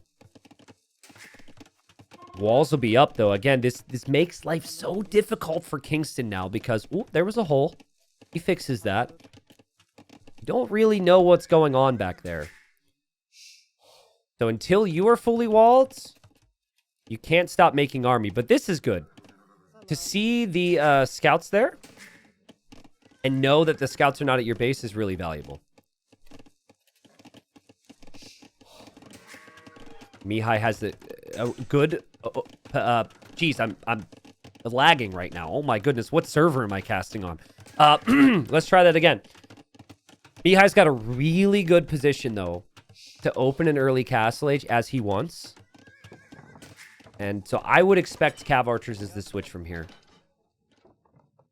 What I liked about the Khmer option... Maybe I shouldn't dive too deep into this, but I was thinking it would be Khmer. What I like about the Khmer is they have the Scorpions against the CA. And they can have a slightly faster opening, but... Kingston is a crossbow player. And so, I think that's the reasoning behind picking the Malayans. He's not a player who really farms it much. He's a player who likes to use the market a little bit, toss a bunch of villagers on gold to stabilize things. And there's the range, but not exactly a lot of areas to pressure here if he were to move forward with his archers right now. Everything is super safe here for Mihai. And it's a frustrating feeling. But Kingston could still move forward here in a second. I think Mihai, he's never expecting to break through. He just wants to know how many archers Kingston has. And Kingston doesn't want to show him. Because you could hop out, kill the weak scout, but that would be worth the information for Mihai. Because Mihai has to assess whether or not it's worth defending from that. Kingston walked the whole way around, didn't see much, but he sees the blacksmith now. There's no way there's a range back there. That would be unnatural. I think with how little space you have, Mihai's ranges will definitely be on the front. And there goes Kingston. Sells the stone, buys the food. Back to what we said earlier, right? This is what he likes to do. But look, he even ejected one archer there. He really doesn't want to show how many he has. But the recent patch... made this type of approach A little more difficult, right? It's more expensive to buy food now. But I still think, like, if he moves forward with the archers now, it probably wouldn't add much. The fact that he's being patient and slowly producing those archers and really trying to conserve a mass is good. He can get to a nice crossbow mass. And if CA is the plan for Mihai, he could get caught out. I actually think, based on what he's up against, the bright play might actually be one-range skirmishers. Add an archer range now and start to add skirms. You don't want to play into cav archers if your opponent will have crossbow early. The castle age times will be very close here. Eco upgrade slightly better for Mihai. Res collected, though, stronger for Kingston because of the amount on golds. And Kingston's looking. He's like, what are you doing in there, man? Show me what you've got. Looking everywhere. And he'll also know, obviously the start is great, but he knows that Mihai will have to move out to this gold, this stone, all this stuff is so exposed. Whereas he has a safe stone at least. Double range from Kingston. He's sending a Vil forward, guys. I think he's expecting a defensive opening here from Mihai. Mihai placed a range, by the way. And then he thought twice about it. He's not going to do that. This is for a forward siege workshop for the series. Oh, but there's a spearman who just killed a tiger. He's an absolute god. If he can find... Oh, you coward. No, if he finds that Vil... Shh, shh. If he finds that Vil, it kills that villager. It could delay the siege push. Okay, he spotted it. I think he sees it. He's letting Kingston know that he knows about that. That villager will not be killed. Second TC for Mihai. Second stable now. And now a siege workshop. So he's going to go light cav and siege, I guess. I love the TC position if it completes. Because it protects that side of the gold. If he placed it anywhere else, it could have been a problem. And Kingston will drop the university. Yeah, this is an all-in. My worry for Mihai is simply the fact that he can't really do any counter damage with this army comp. At least cav archers or ranged units of some kind could sit behind the gold. My worry for Kingston would be there's going to be mobile units like swimming. Well, they're going to be swimming on land, aka running all around them, and it'll be tough to track that. It's always advantage to the defender in these situations. Because they could usually see everything you've got, and you're looking into the darkness. Couple camels added in. It's pretty clear from Kingston now what his opponent's doing. He's just sniping farms right now. Why not? There's 4 knights on the field for Mihai. It's a pretty decent number. This isn't like the previous game where he just goes full light cav. But this also isn't like the previous game where he has all the upgrades. I think Kingston can tell. He's got to be patient here. But 13 on gold right now. It's also really tough for Kingston to reinforce with more crossbows if the range units, the light cav are used properly. The light cav could be patrolling here and essentially denying that opportunity. Another farm gets sniped there for Mihai. He will run out of farm space eventually. He will run out of wood eventually.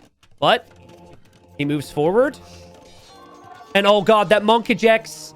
That's so bad for Kingston. If that monk was in the monastery, it's okay. Oh man, out of nowhere, Mihai ejects with maybe more army than was expected. There's also at the same time an army here. Kingston will house wall that. And Kingston will see this. Get some good hits. No repair villager now for the siege. And he might need to send a camel over here because there will be a moment where he will lose track. And that house, that house, that house, that house, that house! The house! Oh! Jeez, dude. It was so close. Look at the escape here from Mihai. He's thinking about it anyways. He wants a wood line. I don't know. I think full army is the way to clear this up. If you go 3 TCs, it can be kind of tough to produce knights. He does have crazy upgrades, but Usually 2 TCs, pretty good against 1 TC. You have slightly more eco, but you've also got more resources floating to keep competing. 3 TCs when you're going knights could suck up your resources. There needs to be another Vil forward to repair some siege. The light cav try and break through again, and nice house walls there from Kingstone, but I'm seeing a lot of idols. A lot of idols for him at home. Remember, he's camped on pretty much all the stones and 2 of the golds for Mihai. Mihai's other gold is also in the line of fire. If Mihai loses this gold, he won't be making any more knights. And there's camels out there. Kingstone's got a nice little push going. All 1 town center. Full aggression, which I kind of like to see for a game number 7. These are going to be far from perfect, usually, after a series is this long. So much siege, though, for both. Like, neither player has shied away from production. Would be so nice for Mihai to even have an outpost here. I guess it would just get taken out. He does have a decent amount of vision with Town Watch. It's been an amazing series, guys. It's going to be a heartbreaking one. Truly can go either way from here, and I'd love for both players to make it to the main event. This is just crazy. Good micro there from Mihai. TC is Garrison, though. It's not a TC that has the villagers on gold. He actually bought food, so he's making light cab, I guess. He bought food. His gold income is a problem. Even if he has the army back here, he might not for very long. And the micro from Kingstone, very well played. Camels are such a big threat right now. The camels, the crossbows, everything's so valuable. This is crazy. What's happening? We got monks from Kingstone ready. He should get big conversions here. I think he does. The mangonels will go down for both players. Maybe that's better for Mihai. I mean, Mihai lost a lot of his army, though. He's still not on gold. That's close enough where I think Kingstone will take that. Monk there from Kingstone. Sorry, not from Kingstone, from Mihai. Forces a delete. 1-for-1 with the mangonels, but more mangonels can be created from the player that has gold. Mihai's gold income is still in an awkward spot, but Mihai still got 20 more Vils. This is crazy. It's a lot of crossbowmen. I think Monk might get a conversion there. Crossbowmen have ballistics, too. And Mihai can't fall into a position where he's only making light cab, in my opinion, because that many crossbowmen with a few camels can mop it up if he doesn't have more attack on the light cav. Still wonder if there's a point where he runs over to this gold, if he can do that. I wonder a counterattack would be interesting, especially now that Kingstone has to expand. Look at Kingstone's gold. 27 on gold, guys. The attack round doesn't do it there. The knights dive for Kingstone to take the mangonel. If he could take the siege in defense, this would be awful for Mihai. Mihai loses one. Mihai will lose the other. He'll definitely lose the other. This is like a $2,000 mangonel, and it stays alive. What in the world? But the TC. A micro. There's so little army for Mihai. He's got the Vils. He's got so little army. He needs more army. He needs to engage against this. The micro from Kingstone. The mangonel goes down. What's happening? Oh, there's also 2 knights in the eco over here. So the counterattack, but now Mihai overextends. And he loses 2 knights. 1 to a conversion. This is insane, man. Camels will go over here. Knights are hitting separate wood lines. Quick walls need to happen. The push still needs to happen. There's no more mangonels for Mihai. He cannot make defensive siege right now. I think his counterattack of knights will go down. Now this is where Kingstone has to take the gold. No gold for Mihai. He's making only light cav. Obviously, no silk armor right now. That's an upgrade for later. Oh my god, look at that gold economy. This is crazy. There's too much going on right now. This is where, oh man, both players are falling apart for different reasons. The TC could go down. There is a monk. The monk will get sniped. The monk does get sniped.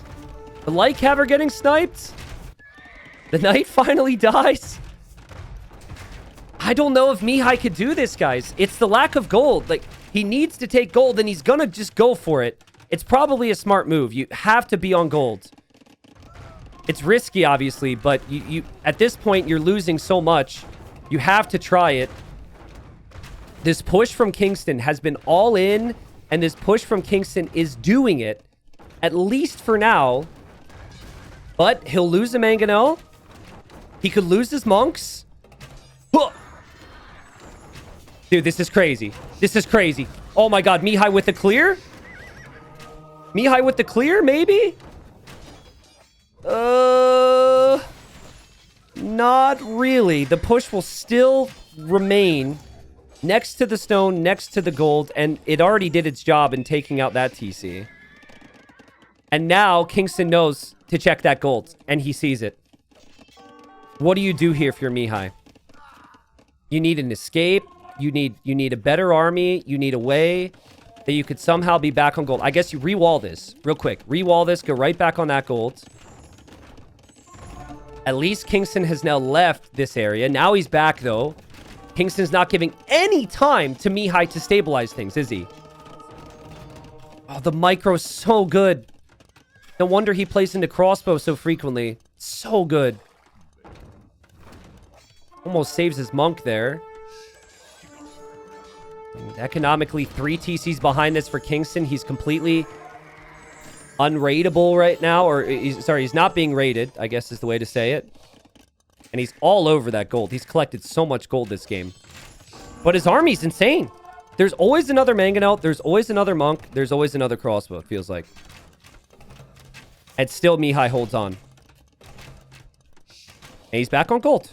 He's headed back to this gold, which I don't know if he realized. I think he just pressed go back to work. Might not want that. This micro's insane, guys. This is amazing. In my opinion, this is already the best game of the whole series because you have to factor in the moment. And the moment is biggest accomplishment of either player's career. Whoever will win this. And that mangonel shot is just like crazy good because it's so hard to find that with how they're both playing. That conversion is crazy good. That shot's great. Mangonel's exposed. Monks are exposed. There's more monks where that came from, though. I think if Kingstone can get some vills onto stone soon, we could start to see some real critical change to the situation at hand. Because Mihai can't find stone. He can't get to stone anywhere. So if Kingstone can get 10 vills on stone and think about a castle on this hill or something, and to still keep the army here, this could be huge. Another great shot again from Mihai. I mean, this has been so awkward for him. The fact that he's been able to make it on the gold is crazy. Again, crazy micro there from Kingstone. And Kingstone will send more units to this gold now, and that's just going to be a TC for Mihai. Yeah, this to me feels like this is where you need that castle, right? Look at this from Kingstone, though. He knows Light Cav will swoop in for those monks, so he can't leave with his camels. Maybe he is, and he's bringing his crossbows over, and the TC will be denied. Mihai will be denied his gold. But the camels are out of position now. So I think the Light Cav should be able to clean up the position on the left. So big raids for Kingstone, but if those monks get found, that's really valuable, and the 2 Light Cav will find it. That could be good for Mihai. He could actually put an end to this push that's been killing him, basically. I don't know who that's better for. I still don't know how this game can go. Still no villagers on stone for either player. Mihai has had so many issues locking down control over this game because of this left-hand side. And at least for now, he's able to breathe a little bit. He'll drop ranges to try cav archers. And there's little raids from Mihai. He's made it into the wood line again. And Kingston hasn't been raided a lot. There's lots to pay attention to. He'll kill the monk.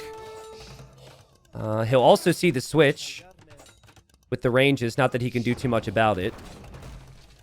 Crossbows are coming back. Light cav are in. More camels are needed there.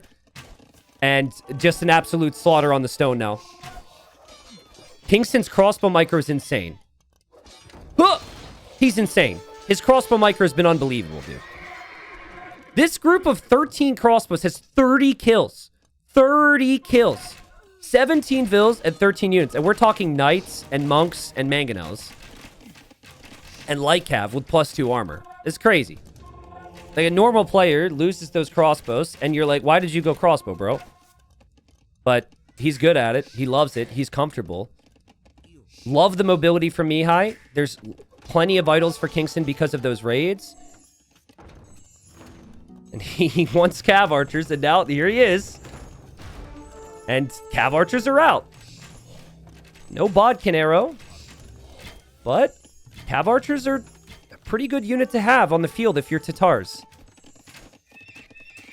What a game. What a game. Guys, who wins? Pick somebody right now. Who wins? Is it Kingston with more map control?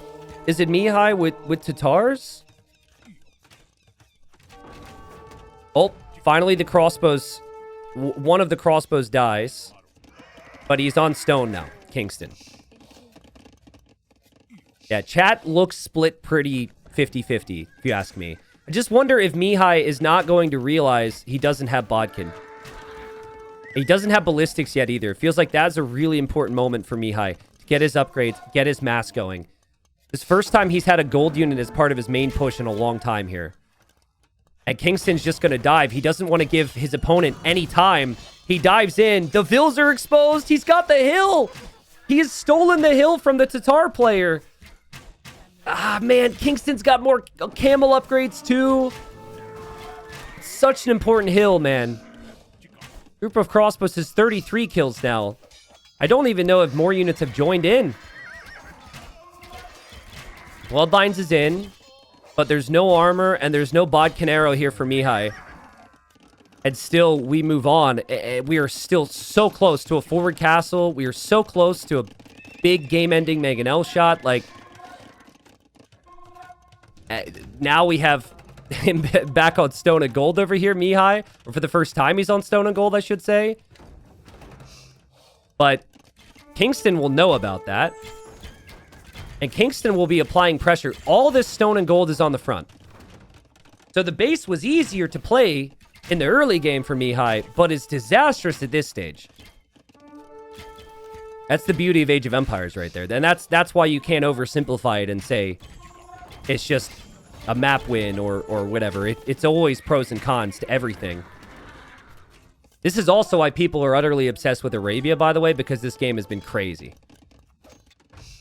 So any Arabia haters out there, this is what a lot of people will say is true Age of Empires. Man, Mihai, get bodkin, bro. I think he noticed. Yeah, he's got bodkin on the way now. So that's on the way. His cav archer count is pretty dangerous. And here come the vills from Kingston. Kingston will try and drop a castle on the hill.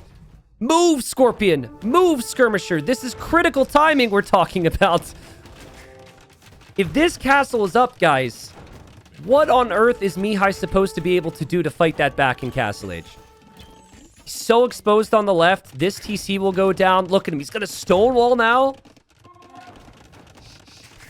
He does have his resources, but he needs protection, and he drops TCs.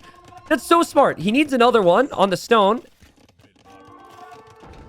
It's unbelievable. Advantage Kingston, though. This castle's no joke, and there will be more. Mihai might need an offensive castle of his own, but kind of hard to envision where that would go. Maybe a defensive castle on the left could work too. 0 on gold for this second. The TC's on the way up, but the TC completes. So that might even be the next castle target for Kingston if he can get there. It's easier to play with mobility. We talk about it all the time, and so the crossbows and the skirms are very limited in that regard. And the light cav and the cav archers have paid off so much for Mihai. TC goes down for Mihai.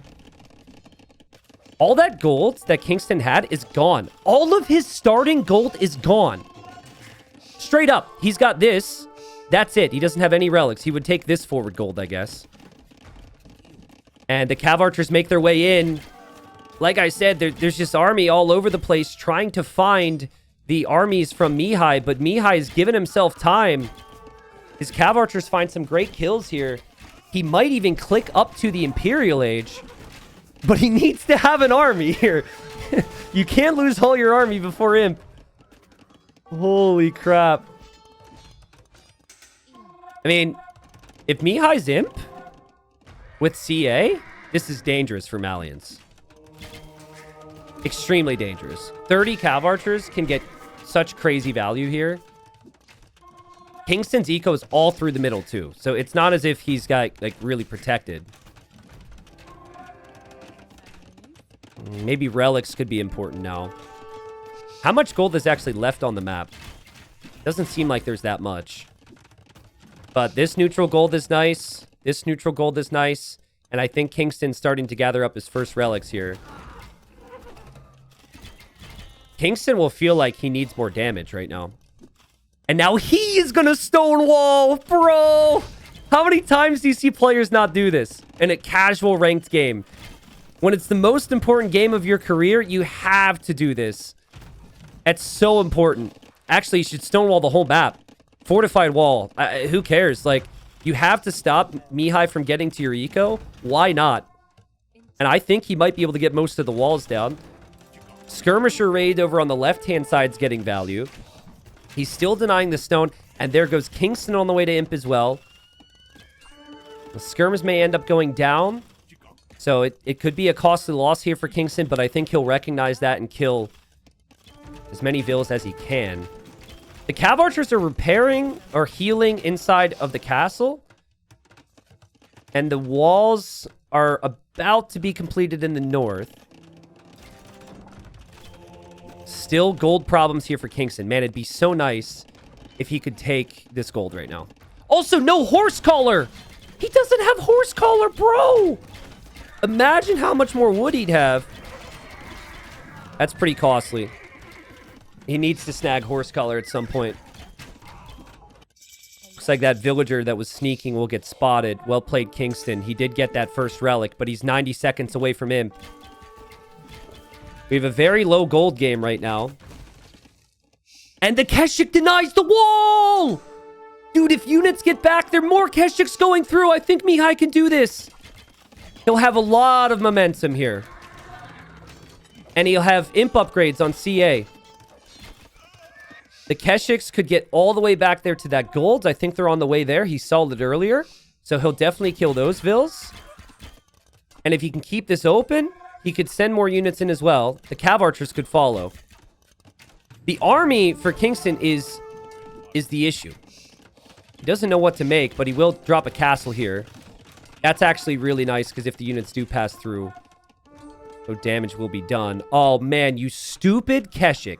You stupid blind Keshik. Oh, okay, he noticed. There's still a hole there, though. So you could still see Kingstone run through. The monk died as well with that relic. And all those vills died on the gold. What a game. This gold is funding Kingstone's camel switch right now.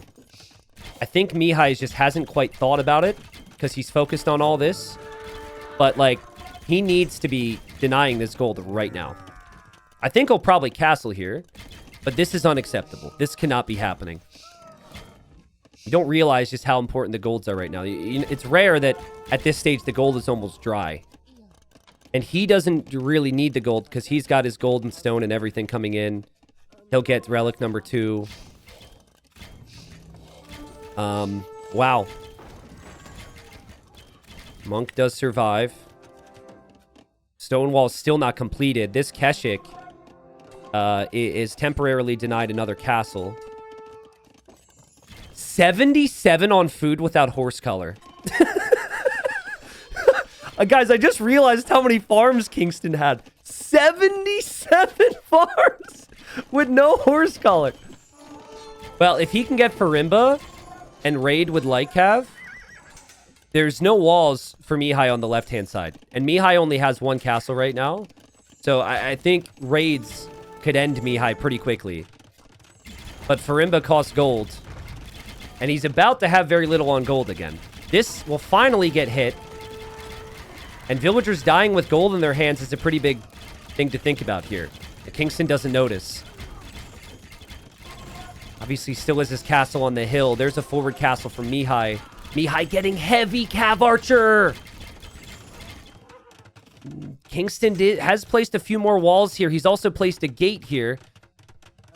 So he's definitely thinking about walling that up. He does have the gold up there. He's got 1,200 gold. He has 2 trebuchets already on the hill. And now we have a castle from Mihai.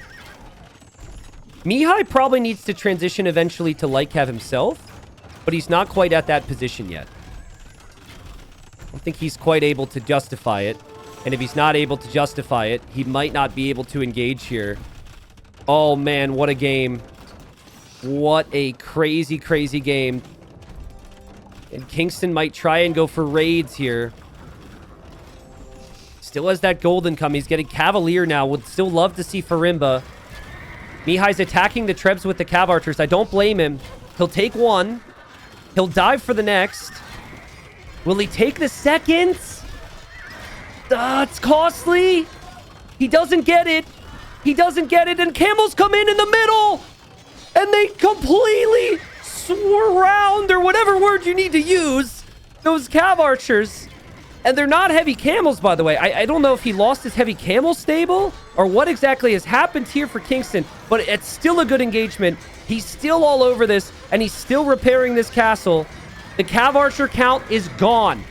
He's got 13 Cav Archers now. That's it. 13. And Cavalier will snipe the Trebs. There's no way for Mihai to push now. What a hold from Kingstone. Still no horse collar, by the way. His farms are reseeding like every 3rd second, and he's losing tons of wood. Like, he will not be able to make more production buildings if he loses them. But he's got the control, guys.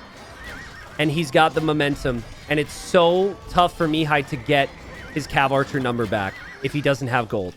And I think the only gold income he has is this gold. That's 200 gold. And then the 2 relics, and that's it. Lycav spam could completely undo him. If this castle's here, this Treb could always just take out a piece of wall, and bam, units are in the south of the eco as well. This is just a straight-up raiding game for Kingstone now. Crazy. Who said you need horse collar? You don't need freaking horse collar. Oh my god, Kingstone. Kingstone? Kingstone! Bro! Okay, well, it's fine. It's calculated. Absolutely calculated. Still no Farimba. So the Lycav have just +2 attack, which isn't ideal. The position is fantastic. These raids will start to add up against Mihai. We won't see Mihai quit anytime soon, guys, because of what this means. But now he doesn't even have a trebuchet to push back. The Kingstone can come back to this gold. The Kingstone will castle this gold. And he can, even if the Lycav don't have Farimba, as long as he's able to afford, as he now gets horse color, I really wish they'd fix this bug. How many times do we have to report that? This is the most important game of Kingstone's life, and he had to delete the skirm because it wouldn't freaking move off the foundation. Oh, that's the good play. That's the good play. I love it. Army's still way stronger for Mihai. The Cav Archers are still insane. There's no real easy answer to it. The Lycav are still... Well, right now they're at least matching the Lycav of the opponent. But the late game setup, the castles, the fortified wall, all that is so valuable. And you can't push this back now if you're Mihai. That's a lot of castles and walls to run through. Feels like everywhere he'll run into a castle, right? Just waiting for this to get raided and this to get raided. Look at these walls from Kingston. I'm so happy for this guy, man. Assuming he finishes it. I mean, I'll be just as happy for Mihai. I'll be really disappointed for Mihai, and I'm sure that he'll look back and think about something he thinks he could have done a little bit differently, but I just don't see a way back now, guys. The gate is allowing Lightcav through the walls into the wood line. That's what we've been waiting for. This raid, there's no TCs here anymore. This is what we've been waiting for. The CA are just chilling in the middle, sniping vills that are taking his stone, and they can't even stick around there because there needs to be an answer to these raids. Mihai has 1 TC now. He can't even replenish villagers, really. Now architecture. We had fortified wall. Kingston thinking of everything he can do to stay alive in this game beyond maybe the Farimba tech. But I don't think Farimba is needed for him to win from here. With this position, with the castles and the walls set up, as long as he walls this is still one thing that's making me nervous for him. This should be an unlosable game from here, and I'm sure Mihai feels it as well. This is a game state where Mihai has probably resigned many times before. But it's not a game state he's going to want to resign in now. Kingston will be a man of honor. He won't be patient. He'll try and just finish him off and have mercy on him. Could potentially overextend here. He could lose his trebs. He could lose his vills. The castle could be denied. I mean, the trebs go down. But the castle will go up. And the castle is still a problem for the player who hasn't had a treb on the field in a while. Telling you, Kingston is a beast. I was saying the same a couple years ago, and then he just didn't stay in that top 16 conversation, but he's been playing so well, dude. Adding his farms now behind this, adding the farms underneath the castles. He's killed 131 vills. Panic TCs from Mihai to get his pop back up. But his vill count has dropped down to 112 from the 130 it was at before. I think the trebs from Kingston will do it. Mihai has to stop this. He has to kill these trebs and push this castle back. He has no choice. He can't go anywhere else. He can't look for holes in the wall. He can't really even look at his eco too much. He has to stop this right now. And what does Kingston do? Exactly what hundreds of YouTube comments have said countless times. Why doesn't he just wall in the trebs? The amount of Lowy legends that have said that in tournaments, and I'm like, well, you know, they're focused on a lot of different things, which is true. But that's an amazing move. To wall in those trebuchets means you can send your army into his base. Otherwise, you'd have to camp there. It completely changes how you approach the situation. There's still the hole there. There's still a ton of eco back there. But Mihai can't. He can't. And oh no, he can't lose his trebs! The Cav Archers were in the TC, or castle rather, so they hop out. And all the trebs will survive. Oh man. Guys, can this get to a state where Kingston throws so much army away, he loses? Or like where straight Lightcav doesn't do it because he doesn't have Farimba? Is this over? Sorry, is this not over? I mean, Mihai's lost 140 vills. Guys, if there is any hope for Mihai at any point and he thinks he could do anything but defend and he gets through this hole, he might actually win it. Oh my god, that castle is being repaired with everything Kingston has left. Obviously, when the castle's gone, the trebs are exposed. Both players have bought stone. Is Mihai going to win this game? No way! Now the Vills go. Now the Vills go. Now the Vills go. Can Mihai do this? Trebs are exposed. Trebs go down. So the light cav are superior for Mihai because he has +2 attack on them. And then the cav archers have done a lot of damage, right? There's 70 on food for Kingston. And now he gets Farimba. Oh my god, the drama.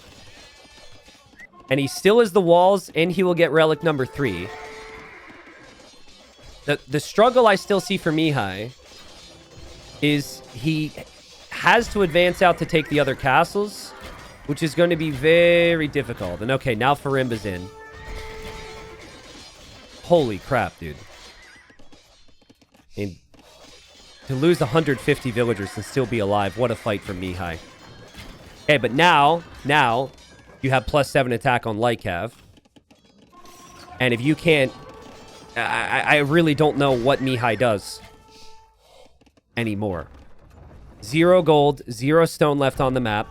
These vills are exposed if Kingston notices that. And the walls did complete, which is critical. You thought the raids were crazy before. They're really going to be crazy now. Mihai will track these light cav. But where are we going here? You're going into the back of your own base. This isn't the direction you want to be headed. These light cav will head through. That's good. The quick walls happen from Mihai. That's impressive. But now more light cav come and the Trebs are exposed. The Trebs are exposed. It was a worthy sacrifice for Kingston. He's gonna do it. He's not gonna do it. He doesn't want it. He wants it.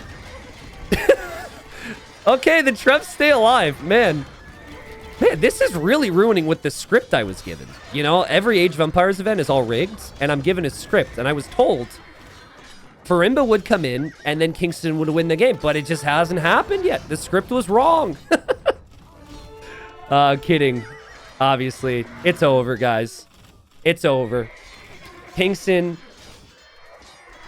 it's just full aggression the entire game. Great map control from him in a matchup that I think is more difficult to play. Most people would prefer Tatars here, I think. After light cav got through, he'll expand his walls so units can't get through again. He is on top of the Trebs. He is into the back of the eco. And Mihai will try, but Mihai will have to tap out. It will be Kingston going to Germany mid-March. And what a performance, man. And I really think if he trains, if he continues in this shape, he can be dangerous there. He'd be extremely dangerous there. And in this case, it would be the second LAN event ever for him. And I think the first one was more of a, well, I made it, I'm happy situation. Usually, once players are at events more frequently, is where they really start to make the most of it and really believe that they belong to be there. What a crazy run. Remember, he beat Sebastian. He will now beat Mihai. Mihai is going to be gutted. Can't tell you how many times Mihai has come so close, it feels like, but more to come from him, obviously, in other events, and he just doesn't want to call it right now. We are watching a dying man cling to hope and despair that there is somehow a chance when the rest of the world knows that he has none. And it's sad. And, you know, I can understand his position. It's like, no, I can't. I have to reboom. But eventually he will call it. And I think for the first time in a long time, Kingston actually knows he's won. Because I think there was like 2 or 3 instances where he probably thought he had it, and then it started to fall apart. Not saying that he's going to take anything lightly here, but he has 105 on food now. 105. It's the perfect number to get Mihai to resign. It's the you can resign again, taunt. And yeah, light cav are just simply everywhere. They're everywhere you look. Look at these farms, though.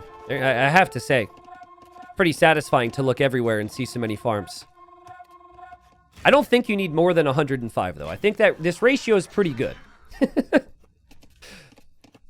And Kingston will just go around sniping more vills. Pain. Guys, what a series. Thank you. We have another series. I was... Coming into today, I was thinking the final series would be the best one of the day. That is between Hart and Winchester coming up next. There's actually a small chance they would have started the next series. I'm not sure. It depends on the players, I believe. But in terms of the level, I think Hart and Winchester are both top 10. They'll be in the next one. Maybe the other one's already ongoing. But this is the end. Mihai gives him the congrats and finally taps out here. I imagine there's just a wave of disappointment for Mihai. Again, he may look back and think, what if I did this slightly differently in this game or this, you know, this moment? And with Age of Empires 2, it might have gone differently. But what a series from Kingstone. And guys, I want to just take you back, for those that watched it, take you back to that Migra game. So many people lose that Migra game and lose the series. I'm serious. They lose it mentally. They're unable to rebound and win game number 5 after that. That felt like a game that could swing the series. And Kingstone just kept coming, man. He was so consistent. And he was consistent in this game to finish it off. I mean, maybe the best game of the series. The constant pressure on that gold. And just amazing play. And probably how you have to play the Malayans, right? If you want to take advantage of their gold bonus, you have to be on gold pretty heavily, and he was.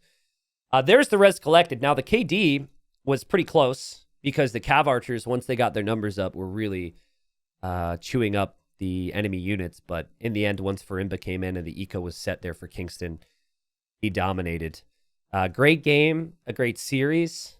Salutes to them. Kingstone will be in Hamburg, Germany for the Garrison main event. And a reminder...